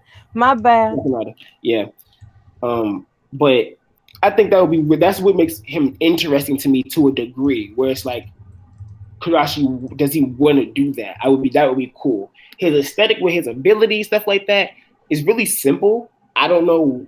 We don't even know his ability really. We just know he has this really good infield. So I'd wonder what his actual Hatsu is. And he might not have one because he's an enhancer, which would be really interesting. But, I think he's a samurai. So who knows? Okay. Yeah. What? I mean, maybe we'll talk about it a little bit later. I was going to ask, but we'll save it for later. Okay. Related to Nobunaga's Hatsu and all of that. Because I think that's his is one of the abilities that's been talked about the most in terms of the Phantom Troupe and what they can do, and that sort of thing, and sort of gauging the strength level of all of them. But do you want to talk a bit more about Hisoka and Illumi, or do we feel like we can maybe move on? And again, we can go back to any sort of topic whenever we sort of feel like it. But do we think it's time to start to talk about Hisoka versus Chrollo and what's going on there, the conversations surrounding the fight, the misconceptions surrounding the fight, because I know there are quite a few misconceptions when it comes to that fight, and which is understandable because it's a complicated fight. Right. And I remember when those chapters were coming out, when those chapters were coming out weekly, that was and every chapter was like you would go into a forum and folks would just be like, all right, well, this is what I think, even though we are not necessarily sure, but it was very fun. It was a fun time. Yes. Yeah, I remember so that time too. Yeah. Yeah. So let's talk about it. What do we think about that fight in terms of just like, where do we rank it? Just in like one in terms of Hunter x Hunter story, just in Hunter x Hunter, and two in terms of just like maybe and just in terms of like fights that we've seen generally, like that's not limited to battle shonen, because I don't know how useful that is. Like, because for me, I know there are fights outside of battle shonen that I think are phenomenal. Yeah. Like, if many of y'all have watched Cardcaptor Sakura, Sakura and Sharon versus Yue. Come on, son. Like, y'all. Come on. That's a battle I love. I love it. Because Yue just said, Sharon, like, get out of here. Bow. Like, just ended this whole man's career with the quickness.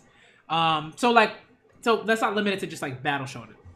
But how do we feel about Hunter x Hunter in terms of, how do we feel about Hisoka versus Chrollo in terms of Hunter x Hunter? Where do we rank it in terms of the fights in the series? And where do we rank it just like generally, like in terms of like fights that we've seen in other series? I think that fight in Hunter x Hunter is one of the fights that embodies the definition of a fight in Hunter x Hunter, if that makes sense. Like in terms of psychology, understanding Nin and its abilities, but also the characters needing speed, needing strength, needing smarts, needing to understand their surroundings. I mean, I think people downplay how great of a fight it is sometimes, depending on how they look at it, in terms when they say, like, when they lean to one side or the other. Like when people say like, oh, I feel like Hisoka, it wasn't a fair fight because Chrollo wasn't really fighting Hisoka or something like that. I feel like that's downplaying the definition of what the fight stood for and what it was, like how it went down with it. You know what I'm saying? Yeah, just the building up to it, it was really good. Over arcs, we were waiting for a confrontation. It was a hunter fighting or hunting another person. We see Hisoka getting his license, and then from then on, he's every step is like getting closer to fighting Chrollo, and then the chance he gets it, he doesn't. So then he goes to Greed Island to find a way to get that, to do that, and then we see them at Heaven's Arena finally about the fight. All that lead up to it is why that fight means so much, because Hisoka was hunting Chrollo the entire time, and I love that. Cool. Yeah. All right. For sure. So do we feel like this is like the best fight we've ever seen, or do we feel like in battles period in manga? Ooh. Yeah, manga. I lean toward that right now. I wish I could really think off, like I'm really bad at remembering off the top of my head sometimes, but right now I want to say it's definitely, I can't think of really any above it. I know some in the realm of it, but I can't really call anything above it for sure. Because I think the way the fight, especially when you now go back. No, it's the best in Hunter x Hunter. My bad. I didn't answer that question. I forgot about that question. It's okay. It's still Hunter x Hunter. When I look back at like all the manga I've seen, it's definitely one of my favorites. And like, especially now going back and like just watching it fluidly. I mean, I'm watching it, reading it again fluidly instead of getting it chapters when it came out, but just reading it all at once. It's like, God, like what? It's crazy. I love it. I got you. Yeah, and also, would we like when we think about fights? Do we think like, and this is just like kind of like a general, more sort of general question, but I think the reason why I asked this question is because Hisoka versus Chrollo is such a psychological, intellectual sort of like battle, and I think there are other series that have those types of battles, but we don't necessarily sort of view them as like a fight per se. How do we feel about, like, do we include those sorts of battles like within what we think about it? But before we get to that, I want to hear what Whimsy has to say. Oh, well, kind of going off of what you just said, I do consider like a battle of wits, like with Death Note or with Promise Neverland. Those are key examples of like a battle of intelligence. But in terms of like maybe like physical battles in shonen, I have to say Hisoka versus Chrollo is in my top 2. My first is Pain versus Naruto. And it's just when you have like this buildup of an antagonist, or in this case, Hisoka and Chrollo, of these people who know each other, it just feels more personal and like there's actual consequences to their battle. And that's why it's so like significant to me. Yeah. I don't know. I feel like my favorite fights mostly go to JoJo's Bizarre Adventure. Okay, fair enough. Although, I mean, I love the fights, but no, but which one? Which fight? I want to know. Yeah, but, there are so many. I think my favorites are coming up in part 6, where shit is just completely getting out of hand, Oh my God, completely out of I hand. can't wait to see it. I want to read it, but I was told that it's better to read it, or I mean, see it. Just let it be. Yeah, because we just wrote about it before the stream. Yeah. Yeah. I would say, I mean, it depends. What would you like, Tails? What would you suggest? Because I feel like you are like extremely well versed in JoJo and like JoJo translation and all of that. So like, would you, you know what I mean? So it's like, would you suggest that someone like read an English translation of Part 6 of Stone Ocean, like, or do you feel like maybe just wait for the wait for the anime whenever it does come out, and it will come out because Part 5 came out. Like Part 5 came out, Part 6 will come out. I know. I mean, like it will come out. What am I saying? So the manga itself is excellent. So the drawings and everything, it's really good. It's only available through the fan translation. Yeah, no official version. So if you support piracy or not, that's on you. It's not a discussion I'm going to lead here now. Because people are coming with their pitchforks again. No. Would I recommend to read it in the English scans? From what I've seen, the new ones are readable and okay. It's not a professional translation, but I think it's doing the job. So, I mean, should you wait for the anime? I mean, I haven't seen the anime. I don't know how it's going to be. Like, oh man, if Part 6 gets the same treatment as Part 5, then it's going to be really good. I'm excited. I want to see Bohemian Rhapsody. Yeah. Yeah, I mean, so the beauty of Part 6 and what makes it stand out is that the stands are just getting crazier and crazier. Like Part 6 has the craziest stands in the entire series. They're really convoluted too, some of them. Yeah, convoluted. Yeah. But there's where the entirety of Disneyland is getting bonkers, and I think Araki never got that close to the copyright sen, like under the copyright sen when he wrote Bohemian Rhapsody in Stone Ocean. But I think that's one of my favorite fights, just because I mean it's not Chrollo versus Hisoka, it's very well written. It's very well thought out. It has a massive build up. I know it's really good, but JoJo has some stuff that's just so out there that it's kind of more of my tea, I guess.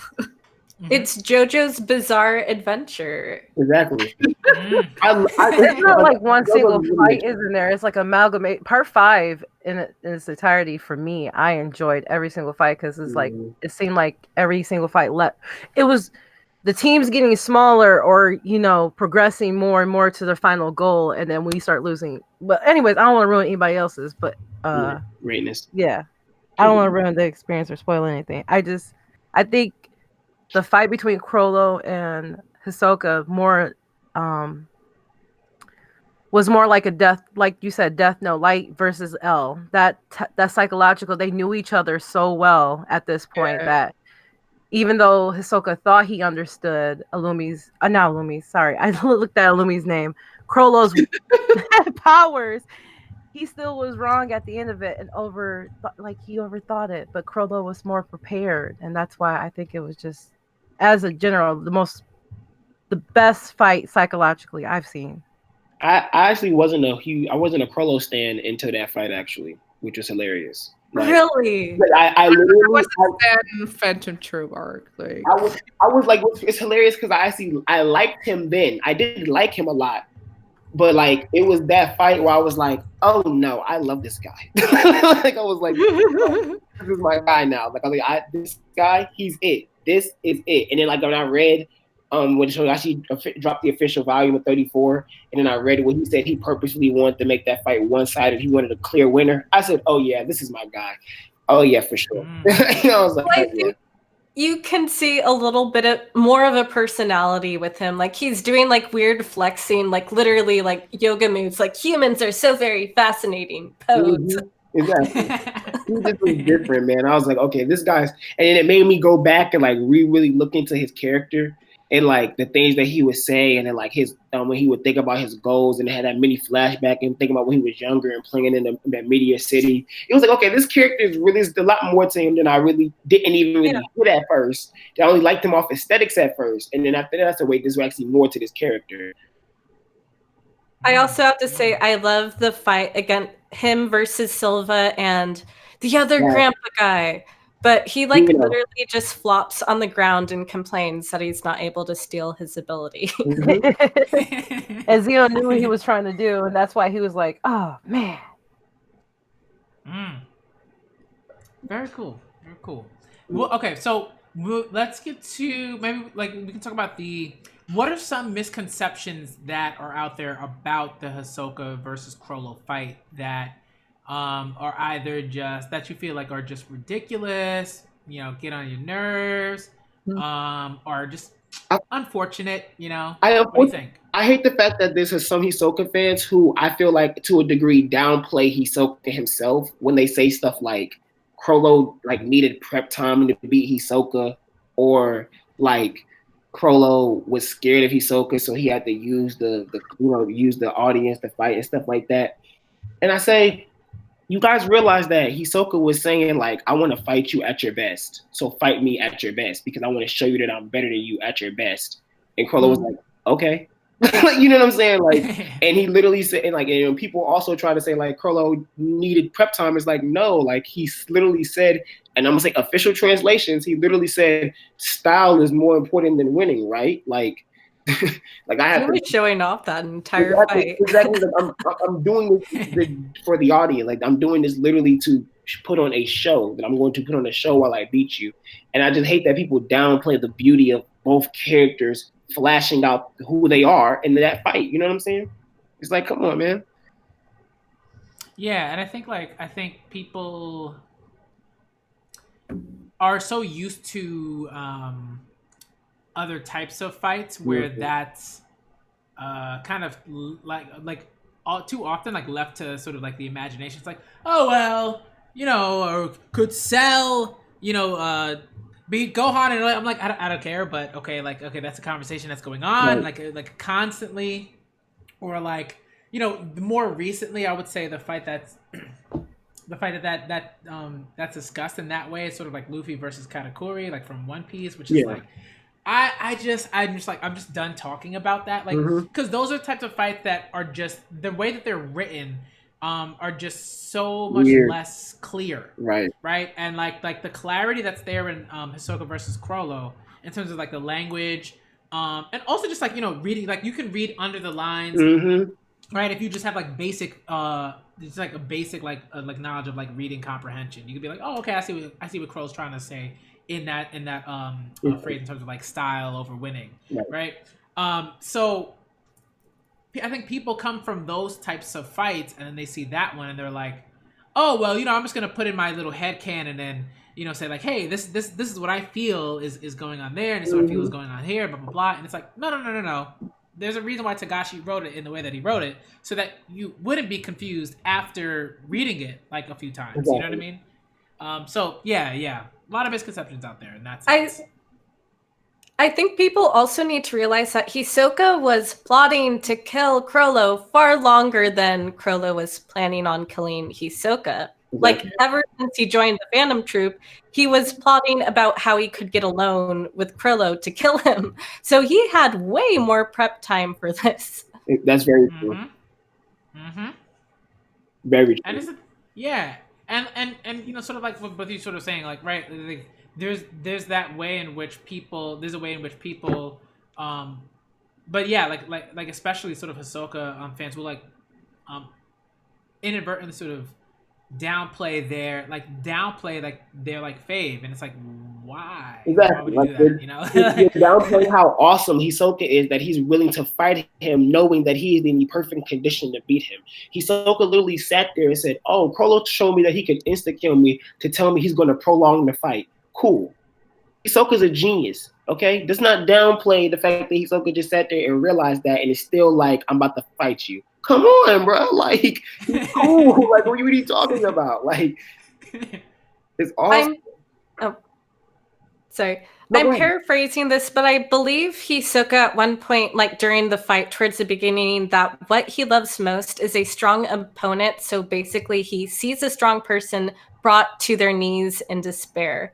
So Right. that's why he Yeah. wanted Chrollo at his strongest. However, once he lost, I think we're seeing a kind of a Differently. shift in methodology where he's willing to cheat and just like kill people while they're using the bathroom. So he's Mhm. changed. For sure. I agree. No, but I also feel like I think like I'm interested in what some people in the chat are kind of talking about. Like I feel like Emperor Time says I actually think when Chrollo said style is more important, he was referring to Hisoka because he loves to put on a show while fighting. But I feel like that's part of it, right? Like I feel like it's like that sort of dialogue is meant to sort of like be like a nod to how Hisoka feels, but also a sort of like a kind of kinship there between like Hisoka and Chrollo, and like Right. how they sort of and how they feel about battles and things of that nature. And like like when Chrollo's talking about why he loves like one of the best things about Bandit's secret, right, isn't winning, right? It's not like, oh, I just want to beat this other person. It's like there's more to the battle than just like, okay, I'm just gonna steal this person's ability and that's it, and then I'm gonna beat him and then I'm gonna kill him. Like no, he's not gonna kill him, but like, and then I'm gonna beat him and that's it. It's that there's more to it than that. And so like for Hisoka, there's more to like the battle than just Mhm. the battle. It's like all these other like things, like largely sexual, right? Which is fine, which is cool. I see you, Hisoka. But like it's the same. It's very similar sort of for Chrollo, right? Like both of them have different sort of ideologies in terms of how they how they approach battle, Right. but the similarity is that like they don't approach battle in the sense of like, okay, like I'm just trying to Beat you. beat you and that's it. Because even right? Like, with, it's not just that. like you said, what Chrollo literally said was he was saying that the point of Bandit's secret is to take the person's ability and then twist it and make it to its darkest form and dive into the darkest part of the creator's psyche. Like he's purposefully, he's breaking down the Hisoka that he realized that, okay, the person who created this, the stamp, he sees people as actual things. He doesn't see them as puppets like I do. So I can't stamp them and tell them kill you. They're still people. I have to tell them break you. Like that's a whole breakdown of the character of the person he stole the ability from, and we don't even know the name of the person. Like, you know what I mean? Like how he talks about the Meteor City elder who he didn't care about people's lives. So without telling the dude, he sent a message to the people, to the this other person, but it was a bomb he planted on him with sun and moon, and then the dude died, and then the elder didn't tell him anything because he didn't care. So then he takes that and he makes it even darker and uses it that way, and that's a post-mortem ability. You know what I mean? Like, and then when he said the style part, he's literally saying to him like, bro, I'm just trying to beat you and show it off to everybody how I'm about to beat you. Like, I want to literally just be cool about it. And that's why I love him so much, because even when Hisoka says, cool, I love that, I want to fight you, he's like, wow, humans are so interesting. Like, you know I'm about to kill you right now. Like, you know what I'm saying? But you still want to fight me. Like, you should know right now I'm going to win. Like, you know what I mean? I love that about him. Like it's crazy to me. And that's why I also love Hisoka, because Hisoka's response is that he loves that about Chrollo, and that he wants to fight Chrollo at his best. He wants to see what's going on. He wants to break down these abilities, and he couldn't. And that's what made me love Chrollo so much. You know what I'm saying? And now you're Danchou. Exactly. It's amazing back and forth these two characters do with each other that Togashi has been doing, that you can't help but love both, which is why I feel like if you downplay that fight in any regard, you're losing the value of these characters we just got. Yep. Facts. Okay. I know I had some thoughts about that. I can't remember what it was.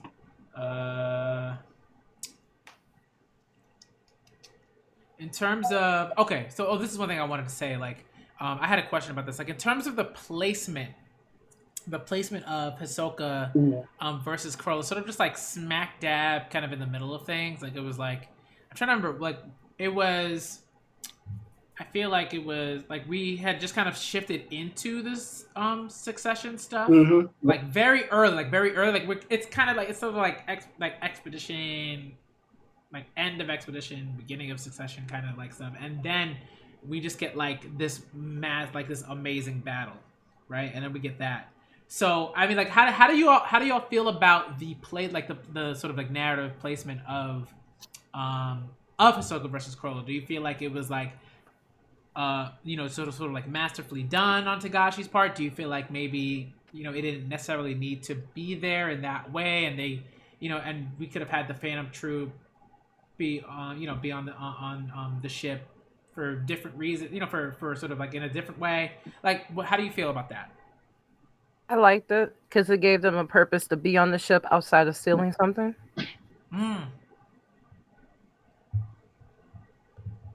Yeah. I mean, like, do you feel like we could have gotten? Well, no, yeah, like, yeah. I guess it kind of makes sense, because like I was thinking about it. And I was thinking like, okay, like, could we have the fight at any point in time? Because it was mafia related, so this mafia is moving this big shipment of stuff. They're thieves, so they probably already knew it was happening during the Chimera arc. So kind of like how we knew in York knew, the same thing was happening, just in a different way. They knew everything that was going on, and that's how they planned on getting on the ship anyways. It's just Hisoka did what he did, and they were like, oh, no, even better. We're about to get him too. Okay. I almost like the immediacy of it. Like, we start on a chapter where Chrollo and Hisoka, one of the most anticipated fights of the series, is about to start. So it was like a pleasant surprise to me. And in a way, we did get off-scene build-up. Like, we saw Chrollo during the Greed Island arc waiting for someone to come help him. And that, it's funny you said that, because that was the point I was going to make, is that the fact that he made it such an off-screen thing going on with them figuring out how to get Chrollo, and then, okay, here you go. Like that's what was so awesome about it. It's like, okay, yeah, I'm gonna let you guys know this is what Hisoka's doing. I'm not gonna make that the forefront. I'm gonna let you know that the Troupe is here and that's what they're doing. I'm not gonna make that the forefront. It's funny, I'm gonna even show you who the Exorcist is, show you where he's moving, what he's been doing. You know what I'm saying? But I'm not gonna make it the forefront. And then at the end there, okay, cool, yeah, he's now about to go with them and help. And then we're getting all this other stuff, go Chimera and yada yada yada yada yada yada, boom. And we're at it. We just did it, and we're like, oh, okay, here we go. Like, we go back to the session, and it's not even over. He doesn't go, oh yeah, well, I'm gonna leave them alone. No, let's just bring them along. I just love how he does that. Like, he just keeps it going. I also really love the little chibi flashback cartoon of Hisoka running after Chrollo and Chrollo saying like, no way. That was adorable. Yeah. That's the one thing, like, I love, like, Togashi's little, like, chibi drawings, like, with, like, the volume covers and little bits, like, throughout Hunter x Hunter. Just, like, it's just great. Just, like, it's just, like, a nice, like, lighthearted, it always brings, like, a nice lighthearted tone in, like, a situation that is particularly like not like intense, but yeah. I guess that's like a good segue into talking about the sort of our last topic. I don't know. So I just very quickly, so Japanimation World, who was on Mike, who was on for our first Hunter x Hunter discussion, should be joining us fairly soon. So shout out to him. He'll be here pretty soon, I believe.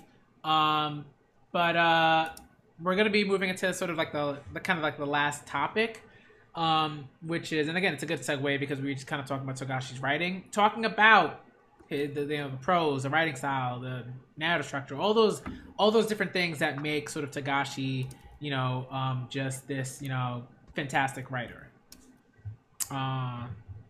So maybe I'll start with like a question. What do we think makes and of course like criticism will be a part of that too and everything like that, but like what do we think makes Hunter x Hunter such a well written story? What and there's so many different answers to this, but like what do y'all think? It is consistent. The character writing and characterization is really good, and it's very well thought out and planned. Very well thought out and planned. I would agree. Yeah. Agreed to the consistency and the world that he's built. You can see yourself in it because you know everything is for the most part. You also can understand the viewpoints of characters in different areas. We understand like Canary is an example. We didn't know who Canary was, but when we found out that she lived in Meteor City, we understood kind of like her backstory just a little bit. So I love that. Okay, very nice. And then get more characterization from that when we learn about the Phantom Troupe. Because then, now we know the type of area that she came from, which is why she's even able to even be a butler assistant. Yeah. Apprentice. So like those type of small details that he tries to throw in there is really cool. I really do like that.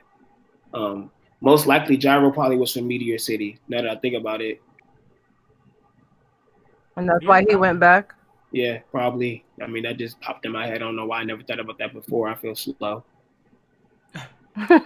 like he's probably from Meteor City, where you just look at his backstory, and then it's just so many like little things he tries to connect. Like I don't think it's a coincidence that Kite was working for the Kaken Kingdom when he was out there. I don't think that's a coincidence. Yeah, no. Totally. Like certain things, I love that. Like I mean, Taylor's so cultured. I keep saying it. She spoke on it. It's the truth. I mean, yep. And then even sometimes I do, and I understand some people who aren't fond of it too, because it does take a appreciation of deconstruction, if that makes sense. So it takes of like in terms of shonens, in terms of like the tropes of how shonen fights and shonen cliches, you know what I'm saying, turn about. Like I feel like a lot of when it comes to mainstream, a lot of people feel like Gon versus Miriam or Gon interacting with Miriam should have been a thing, like things of that nature. And I feel like, no, when you really look at the story, we should be thanking God that Gon and Miriam, like, it's certain things that, like, I don't, in the way that he wrote the parallel between them and certain things that get missed that aren't really done usually in those mainstream type of shows, like maybe DBZ, you know what I'm saying, and things of that nature that are really awesome to see, that people sort of miss a lot of times, or they just really don't realize they even try to be there, Yeah, I feel you. Like, I think the one thing that I appreciate about Togashi's writing is he always takes the time to make things particularly clear when they need to be made clear. And I think when it comes to other stories, like, well, not other stories, but like other battle shonen manga, that's not often the case. Usually, something will be kind of explained, but it's just like, and I said this before, but it'll just be so vague as if to leave room for like too much interpretation. So like with Togashi, so like we talked about Nen first, right? And like, and that's one thing, like yes, there is, it's a good thing to leave room for interpretation, right? To have that sort of, right, like, I mean, this is why we have like figurative language and all of that, but he makes sure that the things that need to be made clear are clear. And then, then we get to do the interpreting, but it's never like, oh, I'm just going to randomly, assume that, Gyo, it allows me to like see into outer space or something, right? Like it's like, no, that's ridiculous. Like it doesn't make any sense because like Tagashi's explained Gyo in a way that is very clear in terms of its relationship to Nen and the ability to see like to see Nen and that sort of thing. So it's like Right. it's very clear, and then like it's not, and it's not that, and then like it's not just that like Gyo exists on its own. It's like Gyo is like a clear part of like other things that exist in terms of the applications of Nen. Like there's like In and like the relationship between Yo and In, and so it's like stuff like that that I think is very useful. But like when you look at other sorts of series, we don't have that same clarity, and that leads to like wild conversations about power scaling and can this person beat that person, and it's just, and just like some of those conversations I think are fine, but then there are lots of other conversations that are just ridiculous. And I think Hunter x Hunter, lends itself to really cool conversations in terms of like who will fight who and how will those fights turn out. So Whimsy, go first. I do actually have to say goodbye because I have a cosplay event, but thank you all. It was awesome hearing all your thoughts and opinions, and thank you for having me on here. We see you. Good luck. Bye. Bye. See you. Awesome. So Whimsy is Whimsy is checking out, and that means Japanimation World has just checked in, so kind of very nicely, sort of like a nice little switcheroo there. But yo, Mike, what is good? What's going on, everybody? How y'all doing today? Good. Pretty good. Awesome. Pretty good. I caught a large portion of the stream in between what I was doing at work, and so I heard a lot of what was going on. And trust me, I wanted to chime in so badly, but we saw your comments. Yeah, but it was what it was. It was what it was. But thank you for having me. I appreciate that. Thank you, guys. All right. So we're on the last discussion topic, but if you have other if you want to talk about the other three topics that like have sort of come up, like if you want to sort of maybe get some thoughts out on that, you can.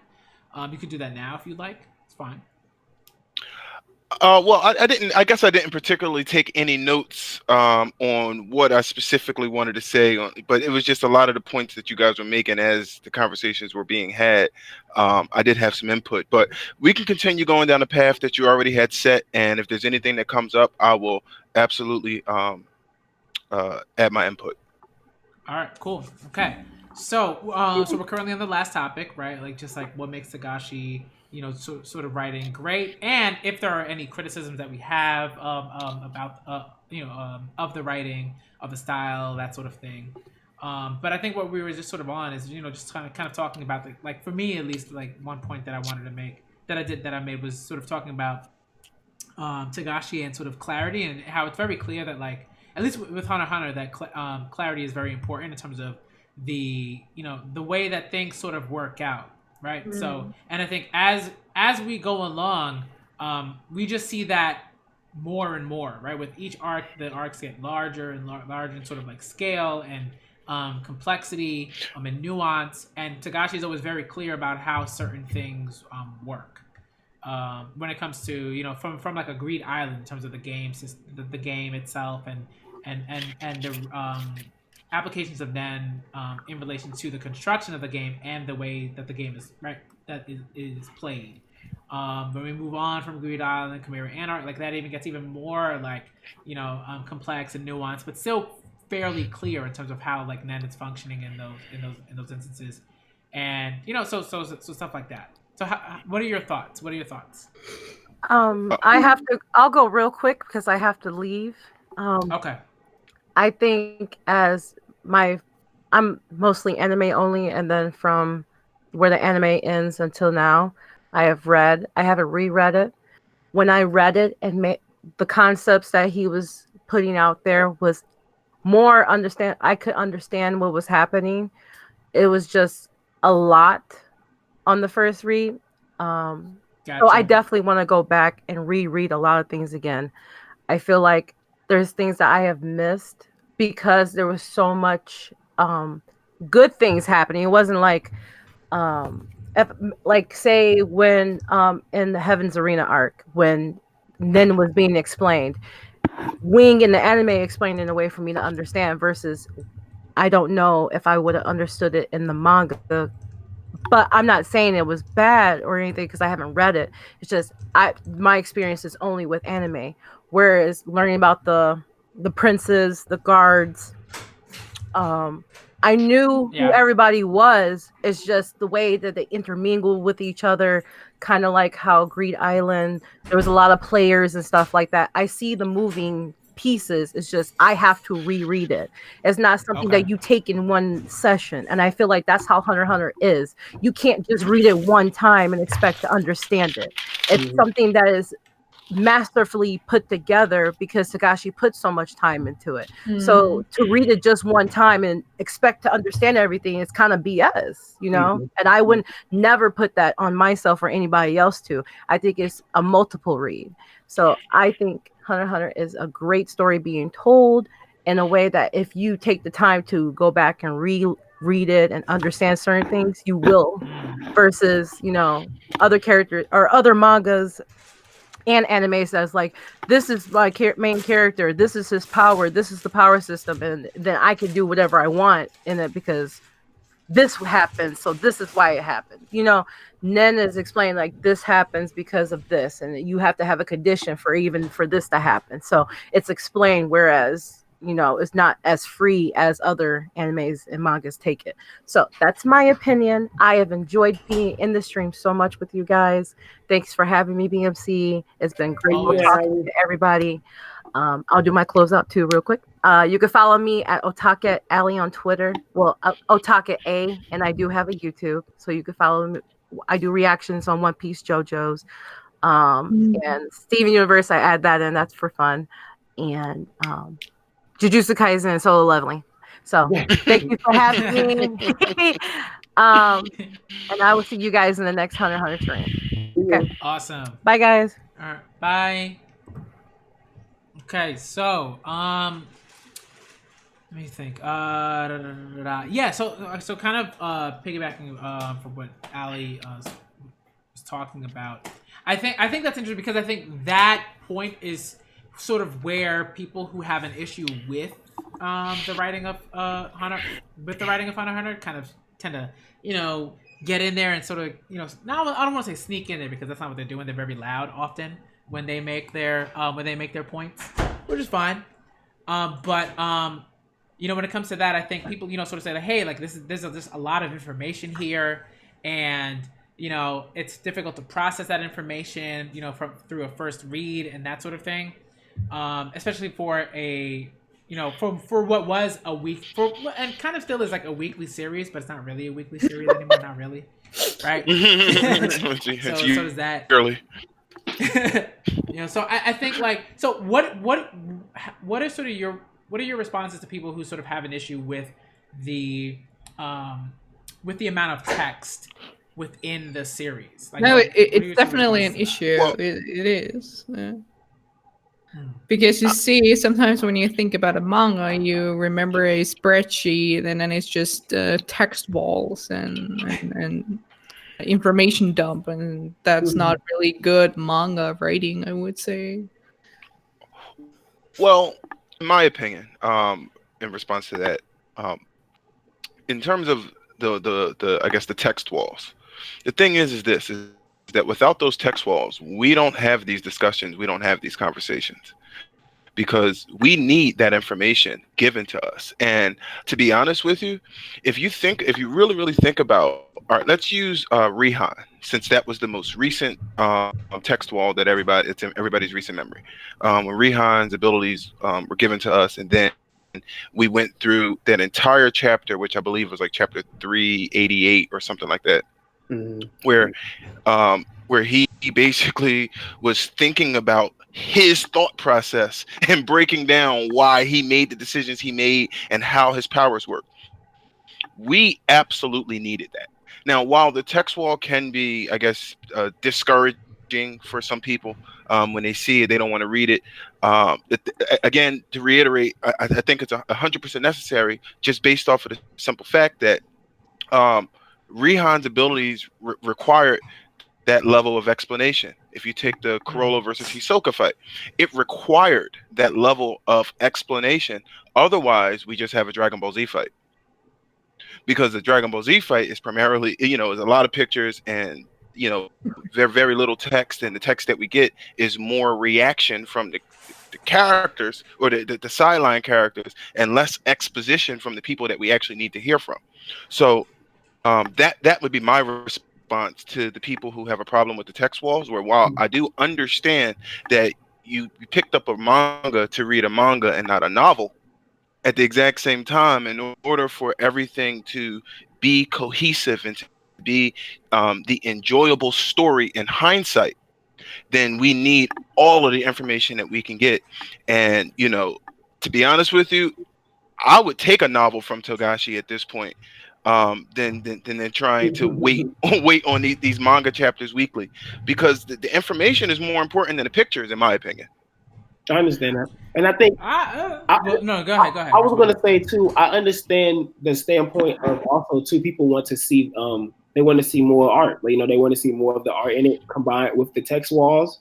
They would like to see more things going with the amount of text walls coming too. And I definitely understand people that have those type of complaints and those concerns. I mean, you can't knock those, but I feel like the person that we get from someone like Togashi, I think he has a pattern, and I think his pattern, if you are paying attention, you now are the pattern that has to be accepted. And now it's like, okay, either you read it or don't, because now what he's been doing is like doing that in those chapters, and then when we get volumes, he's drawing great art to go with it. Like we did with volume 36, if you guys haven't seen, he put a lot of art where there was a lot of text walls originally. He did a whole picture where it really was just text. He threw a picture of the whale in the ocean, and it looks amazing. Like, I don't know if you've seen if you compared those yet. Yeah, he did those things. It was like, and it's so I realized that now, like, that's his doing. When he's getting these weeklies, he's like, okay, I'm throwing information at y'all. I'm giving y'all art where the art is truly crucial right now. But I'm gonna just give y'all this and these weird moments like that. And then when we get these volumes, he's like, okay, you're paying for it. So now I'm giving you these amazing, I'm giving you drawings now with these things, which I think is cool for someone who also trying to take breaks in between stuff. And I feel like it's working for his schedule and how he's been doing it, because even himself, he said at this point, if y'all don't want me to do it anymore, just stop showing interest and I'll stop. You know what I'm saying? So it's like, okay, cool. And you know what? And even to piggyback on what you're saying, also with the amount of information and text that Togashi gives us in these chapters, especially the chapters with the huge text walls, quote unquote text walls, I think that those contribute to what, in my opinion, I feel like that when I read an 18-page Togashi Hunter x Hunter chapter, I feel like comparing that to other shonen mangas, I'm getting like 2 to 3 chapters worth of content. Yes. By comparison. In one chapter of Hunter x Hunter. So like when I used to do when I was doing my weekly Hunter x Hunter reviews this time last year, or I guess in the winter of last year, it would take me almost 30 minutes to read and understand the chapter as I'm going through it, versus when I was reading Bleach. And trust me, I'm not dissing Bleach. That's one of my favorite shonen. I love Bleach. But beyond that, when I would read a Bleach chapter in 5 minutes. Trust me. And I understand people who that's not their forte. Because if that's not your forte, that is clearly not your forte. And when I say I completely understand it, I completely understand it. You know what I mean? And I feel like now I've hit this point where it's like, y'all, if you picked up this Hunter x Hunter when he said he drop it and you tripping because it's a text wall, then you just might not have been reading this whole time. Because I don't believe you. You know what I'm saying? Like, I just don't believe you, because there's no way. Like and I hate to say that, and I don't know if that's me settling for less, or you know what I'm saying, or I'm just being biased, because like you said, when I'm reading Hunter x Hunter, I'm like, by the time I spent them 30 minutes reading, I'm like, yo, he just hit me with so much stuff, and then I still want more. And there's stuff to talk about in every chapter, there can be a 1 hour discussion on the content of that chapter specifically. And like and that's what I appreciate about it. So like again, I'm not taking anything away from Tales and how she feels about the text walls and how they could be discouraging or just overall just annoying. Because they can be. I can agree. Like if I go back and watch my own, that as someone who's interested in visual storytelling, that you don't have to present it that way, and could go around it in another way, and then maybe more people wouldn't be so confused by it, instead of just, I said it's not, it doesn't flatter the manga storytelling. It doesn't flatter manga as a storytelling device. That's what I'm saying about it. I'm not discouraged by it. No, I'm not saying we're discouraged. We're saying that because what you're saying is that people are discouraged because it's not a flattering storytelling visually. That's what we're saying. Like people will be discouraged by it. Like they don't when they see people posting it, talking about it, they're like, okay, I'm not trying to read that. Like that's not what I'm into. Like, and that's completely understandable. Like it doesn't occur often. That's also it doesn't occur too often. I mean, I've seen a lot of people. I get a lot of people who they ask me, and I'm like, yeah, it's like it is a lot of text. Like like I tell them the truth. Like when you're reading it, you're going to be reading and being like, okay, hold on. When it's coming to Session War, I don't think the rest of Hunter x Hunter is like that. To be completely honest, I don't think from the anime that's been covered by the 2011 anime, I don't really think that's a lot of text. I don't think it's anything, especially when I reread official volumes, by the way. Like I read my official volume. So I don't, you know what I mean? Like it's different for me too. So I have to also be honest about that. I don't know how other people are reading it. I don't know if they're reading it pirated and so they're seeing other things, you know what I mean? But I read mine through official volume, so it's like it's not a lot of text to me, and the art is pretty good to go with it. But I definitely see the disconnect now, what's going on currently in a Session War. People are like, okay, this is a lot. Like, you know what I'm saying? Yeah. But he has a lot to say. I mean, because I mean, like you guys were talking about prior to me getting in here, but like I said, I was listening to the conversation on my ride home and so forth and so on. But with Togashi has a lot to say, and like when you mentioned something about like basic reading comprehension earlier, Black Manga Critic, and with Togashi, with everything that he's saying, while he's giving you a lot of words, he's saying things not only directly in the words, but he's giving you a completely different message behind those words. So he just as a writer, even just going back, I'm currently rewatching Yu Yu Hakusho as we speak. Like I'm on like episode 34 right now. I started rewatching it like 2 days ago, and I'm noticing so many more things just like what Yusuke is saying, and what the character interactions, and just the story that's being told, and the message that's being presented to us. There's so much in this writing, and Hunter x Hunter, I think, is even he takes it even a step further. So again, for me, I do think that, for what we love about Togashi's writing and what we love about Hunter x Hunter is exactly those text walls. And if you don't want the text walls, then you almost don't want Hunter x Hunter.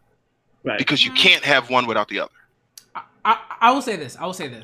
I think that two things. They're both like related, but the first thing I would say is that just like to sort of, add in terms of like that sort of infamous page that we're talking about, right? I think a lot of people who read Hunter x Hunter, but had an issue with that page, right? I think there are some people who had an issue with the page, rightfully so, because it was like, yo, where's the art though? Right. And that's like a totally valid criticism. I'm like, even me, I was like, yo, but where's the art though? Like, so that I totally get. What bothers me about sort of what some other people would say about that is that, like, for me, I'm totally on the side of folks who were like, yo, where's the art though?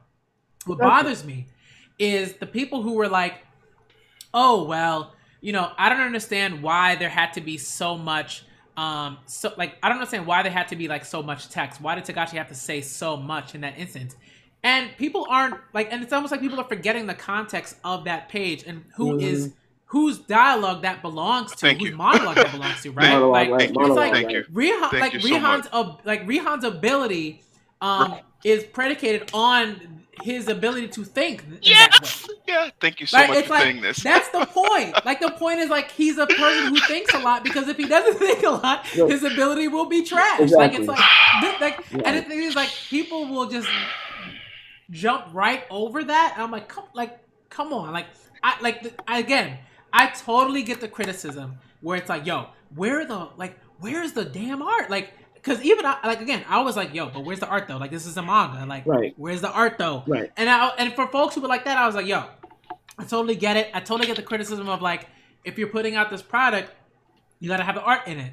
But I also feel like, Togashi does understand that. But it's also like Togashi has to do it Togashi has to implement that, has to put in that art in a different way, because because he's not able-bodied in the same way that like other folks are able-bodied. So like, and sometimes like there is this a very sort of like ableist kind of, critique of Togashi, which is like, yo, like you can't forget what he's going through and what he has to do and how he has to put out this product. And I promise you that when he drops his new volume, it's going to be art where those pages are. I promise you that volume is going to be art in the pages. So if you decide to go pick up and support him and go buy it, you're going to get art for it. So that's you know what I'm saying? And that's on you. You know what I'm saying? But that's just, it's like, come on now. Yeah. But it's like, but when folks were like, oh, but this is so much. Why is there so much here? I'm like, do y'all not real like? Are you just not aware of who this character is? How his Hatsu works? Like, why he's thinking this much? And it's like he's thinking this much because he's trying to take out this prince. And if he doesn't do what he's supposed to do in terms of thinking that much, then he ain't gonna kill that prince, and he's gonna fail his objective, and he's gonna have to go back and be like, sorry, boss, couldn't do what I had to do, like even though you sent me here. So it's like, come on, I think that's what bugged me. Also, take into consideration, you guys also were having a conversation prior to me joining about Chrollo versus Hisoka in that fight, and y'all were talking about just how amazing that fight was and how much it's appreciated or how much it should be appreciated or whatever the case is. And considering that fight is in the conversation of best fight in shonen, and maybe even to a greater degree than that, that fight had a lot of text, relatively speaking. Exactly. Like like a lot, a lot. A lot more than most other fights that people don't consider as great as that fight that had, quote unquote, a lot of text. To me, I don't think it was a lot. I thought it was perfectly appropriate. It did what it was supposed to do. Explain what needed to be explained, what Togashi felt needed to be explained by the characters, from the narrator, or from whoever we was getting the information from. And then I didn't feel like I was being overwhelmed in either direction, from the art or from the text. In either way, I feel that Togashi, but it's not just him and his team. They do what they are supposed to do, and I feel that that the balance is there with Hunter x Hunter. There are just certain instances, particularly Chrollo, Hisoka, Rihan's situation, and other times where we did have large expositions and lots and lots of text. But again, it's just necessary. Yeah, I think I think it's like, for me, it's like if I'm reading the manga, like I'm like, again, like I think we all agree on that. Like it's like, yo, like we want art too. Like we want the writing, but we also want the art too. Like I think we all agree on that. I think but I will say again, like there's some folks who will sort of like be critical of the text in one way, and I would support that criticism because it's valid. So then there's other, right? Sorry, what happened? I was going to say, let me ask you a question. Do you think that people maybe are more critical of it because it's a shonen, and if you are comparing it to other shonens, then it stands out? No. Maybe if Hunter x Hunter wasn't, quote unquote, a shonen or under the shonen umbrella, then it wouldn't be looked at. Because, for instance, you take another series like Berserk or Kingdom; those are extremely text-heavy series too. Yet no one complains about those. Kingdom, yeah, That's true. Actually, I didn't think about Kingdom that. is pretty. You Text-heavy, gotta like, from what follow I me to remember. see how much I complain about Berserk. And that's great because and I hear nobody ever. I've never heard anybody else complain, and I've always. It's funny you say that because it is really damn near the same, if anything. Yep. Yeah, Berserk. I have feelings about Berserk, but I'm not gonna get into that here. Ooh, I'm not gonna say like, oh, Ooh. Berserk is like trash. Ooh. Like, no, I'm not gonna say anything like that. But I have like, there's certain things about it that I'm just like, I just can't, and I'm like, I don't. So you have your thoughts.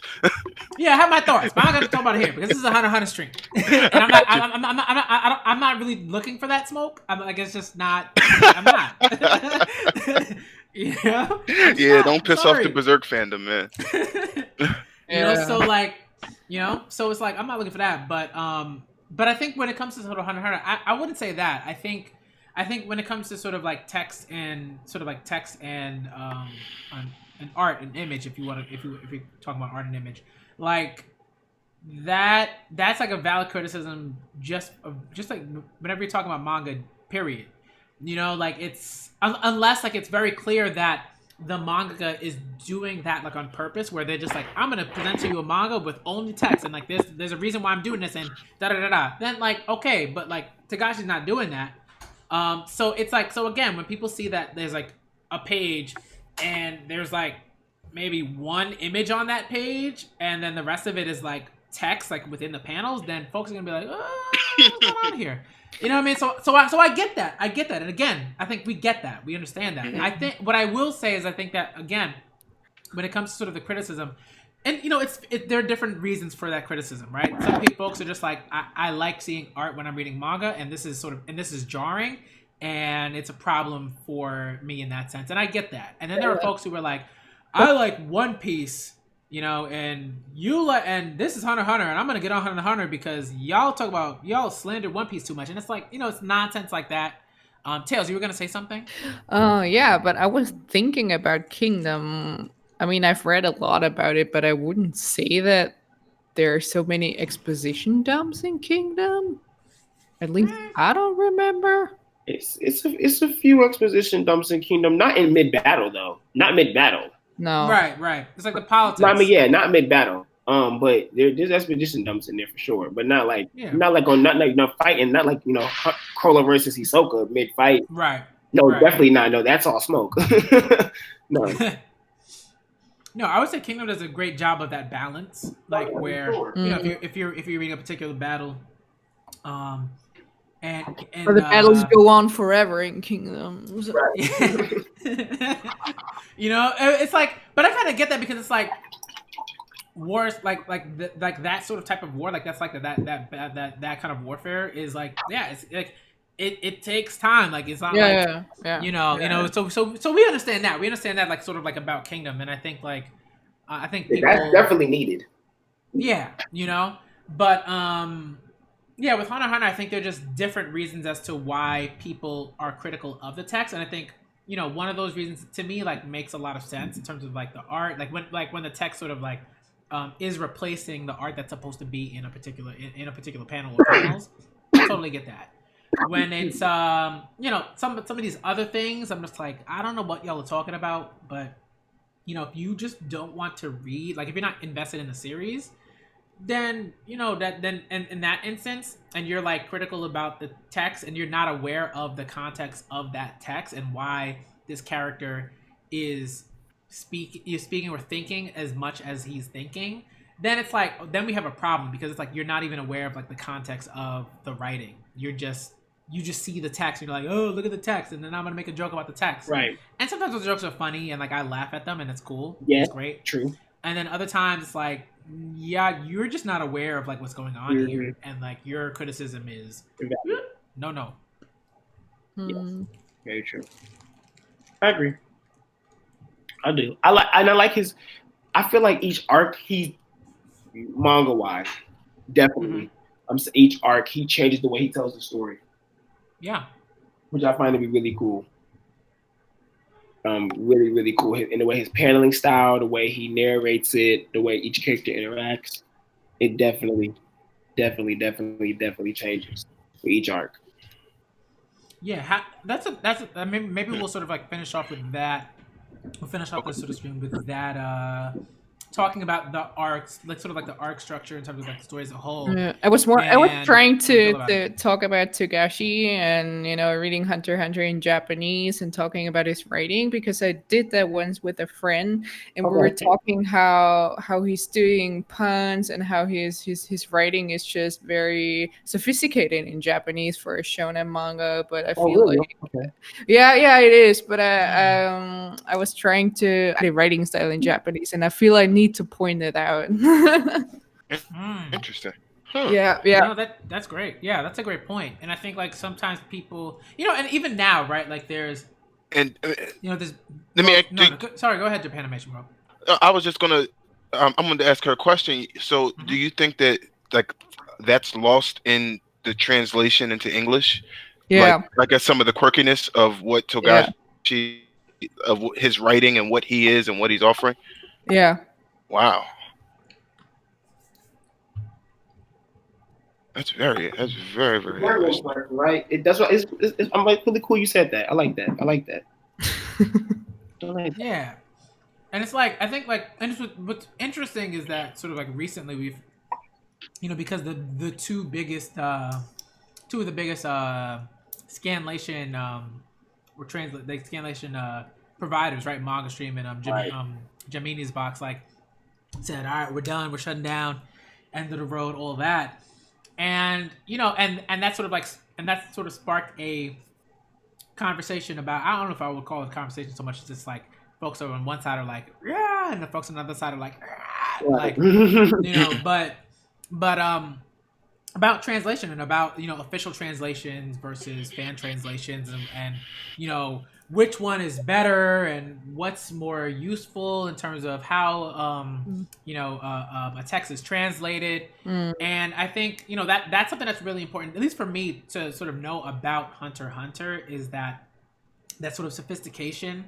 That even though and what's surprising to me is that even though some of that sophistication is lost, and I think that happens with translation period, like you're always going to lose that. Right, there are just those like untranslatables that you sort of have in a sort of like theoretical kind of sense, right, in the translation sort of sense. But even with that, Hunter x Hunter is still fairly sophisticated in English. Like it's like y'all could mess up this word. Like y'all could do a weird job with this translation, but y'all not gonna make it unsophisticated. Y'all not gonna do that. You're definitely not gonna do that with Hunter x Hunter. So I think that's like that I think is it's good, but it's sort of like bittersweet, I guess. In Japanese, it's more about like how he's playing with kanji and what he can make out of it, and that's just so hard to translate, I guess. Because I mean, if I find it, I just message it to you. What we wrote, I'd have to go through the chat, but we were discussing some stuff, and we were like, yeah, it's just. I don't know, Togashi, what I want to say in Japanese, Togashi just really stands out with his writing. And I think people who read it will see a difference to other shonen authors. Like, I think. Would you say the that sort of the way in which Togashi's writing sort of stands out is similar to the way that people sort of like, maybe like, is it like a handwrite? Like, would it sort of be similar to like handwriting, the way that like people write certain things, or the way that people choose particular words in English, and how that sort of looks stylistically? So, would you say it's a stylistic thing in terms of like visually? Yeah. Okay. Yeah, I would say, yeah. Okay. Yeah. That, I mean, like, I think, that's tough. Because I was talking, like, one of my Twitter friends, Jackie, shout out. She has all of Hunter x Hunter in Japanese. She owns the Shonen Jump Big Special Edition, like the really huge volumes. Oh, wow. And the the small ones, and like she's always showing up. Yeah, we were just talking about Togashi and his writing in Japanese in general and what we thought about it. So yeah, very cool. Yeah, definitely. I don't know. I don't know if I'm following friend, but I'll definitely follow today. Definitely. But yeah, for sure. That's that's so interesting to me. Like, It is interesting. It's you know, blowing my just mind right because- now thinking about it. Yeah, and I think the thing for me is like that shouldn't be like it shouldn't be such a mind blowing thing, to that right that I mean like the just like the like it's a different like it's a visually like it's such a like drastically different language, right? Like it's not like Of course. Latin language or anything like that. So it's so different. So I think like we should be aware that like hey like when things are translated, even more so right in terms of like the literature that we love that there are going to be so many things that are different and things that you just cannot bring over, and it's even more sort of imperative that you are, you know, like if you really sort of want to know a particular text, to at least make some sort of attempt in terms of sort of learning like the language. And I understand that like, you know, no one's asking folks to be, you know, to take like the hardest test in terms of Japanese, you know, to translate, you know, Japanese and to pass that test and like that's what you need to do. Like no, nobody's saying that. We're just saying like, hey, you know, be aware of that fact of that these are two very different languages. Yeah. And the things that you there and the writing, right? It's not just from like a literal kind of like a literal sort of standpoint in terms of what's sort of being said and like in terms of like word and definition, and like you know just kind of thinking about like semiotics, right? Just like this it's not just like signifier and signified, but it's like all these other all these other parts like of the language that are sort of not it's not that simple. Like it's not that simple. Yeah. You have to be aware of that. And It's so funny. I really love the Vedaurio manga, and I just bought the copies in all the languages I speak. Not every single volume because I wasn't even able to get it, but I read it in Italian, French, Japanese, and what was available in English. And just I wrote entire threads just comparing certain scenes and what the translation, also official translation, mostly did to a certain scene. And people sometimes had completely different experiences based on what the translator was doing to the source material. Yeah, it was very interesting. Wow. That's really interesting. Nice. Okay. All right. Do we feel like this is a good place to end the stream? Because we are closing in on 3 hours, and it's around the same time as like the last stream, which is good. Yeah, thing. that's definitely So again, like we're always you know we're gonna have more discussions. I think this is something that I definitely would like to maybe start the next discussion with, like talking about that translatability of you know of certain concepts and visual cues and things of that nature. For the next Hunter x Hunter discussion, that's something that I really like to talk about, and I'd like us maybe you know if like beforehand just to kind of talk about it and you know see what our thoughts are about it, because that was awesome. Definitely was phenomenal. I'm definitely So down I'd for love that. to talk about that maybe to start with that Absolutely. next time, and then we'll have other topics that we'll bring up after that initial topic, and and we'll talk more about that like off stream, but yeah. Okay, so I guess we'll end here. Yeah. Thank you all for coming through. I'm so glad that, you know, folks were able to make it. Nye could not make it because, you know, he had stuff to do. It's okay. Things happen. But I will definitely try to make sure that he's here for the next one because I want to hear his thoughts about sort of, you know, and his critiques, and how he feels about Hunter x Hunter and all of that. And yeah. So again, if you have thoughts about, you know, what you would like us to discuss in terms of topics, please leave that in the comment section below. Feel free to contact me on Twitter if you want to. Like I don't do open DMs because trolls be out here. Yeah. I did that once and it was just like, you know, homophobic slur after homophobic slur and racist slur after racist slur. So I was like, nah, I'm good. You know, no. So no open DMs, but you know, just shoot a tweet at me, you know, like tweet at me and say like, hey, you know, BMC, can you talk about this? Or you can just respond to a tweet that's already out there or something like that. All right, and I'll see it. All right, so thank y'all for coming through. Also, you can leave stuff in the chat here as well if you want to do that, and I'll see that for the next stream. But before we go, is any do you all want to shout out your social media info and where they can find you and what you do and stuff like that? If you anything that you want to push, feel free to push it. I gotta head out here really quickly soon too, so I'm gonna go first. Once again, I'm Danchou at @DLucifer. Chrollo's last name LuCilfer. Danchou's Hideout coming soon. I am really soon, so be on the lookout. Go ahead and subscribe if you would like. If not, cool. I understand. No hard feelings. So I appreciate everybody here. I really, really do. Thank you guys a lot for letting me be a part of this. I love hearing all you guys' opinions. I love talking to all of you, and I really respect you guys and how you guys handle yourselves and our discussion. So thank you so much, everyone, for listening in. Back, same. Thank you. No problem. All right, Japanimation World, you want to push your... Sure. You guys can check me out at Japanimation World on YouTube, or check me out Japanimation World Instagram, Twitter, and feel free to join the Discord. Japanimation World, we talk about Hunter x Hunter. I have 30-40 videos called Nin University on my channel. Come through, check it out. I got a ton of Hunter x Hunter content that I talk about. And recently I just did a video raising the question if magic exists in the Hunter x Hunter world, and I think I bring up some really good points. So definitely check me out. And I talk about Shimatsu no Valkyrie. I just started reading Jujutsu Kaisen. So that's that. Japanimation World. Nice. Tails. Yeah, as I say, you can find me on Tales of Color on Twitter. If you have any questions, feel free to write me. My DMs are open.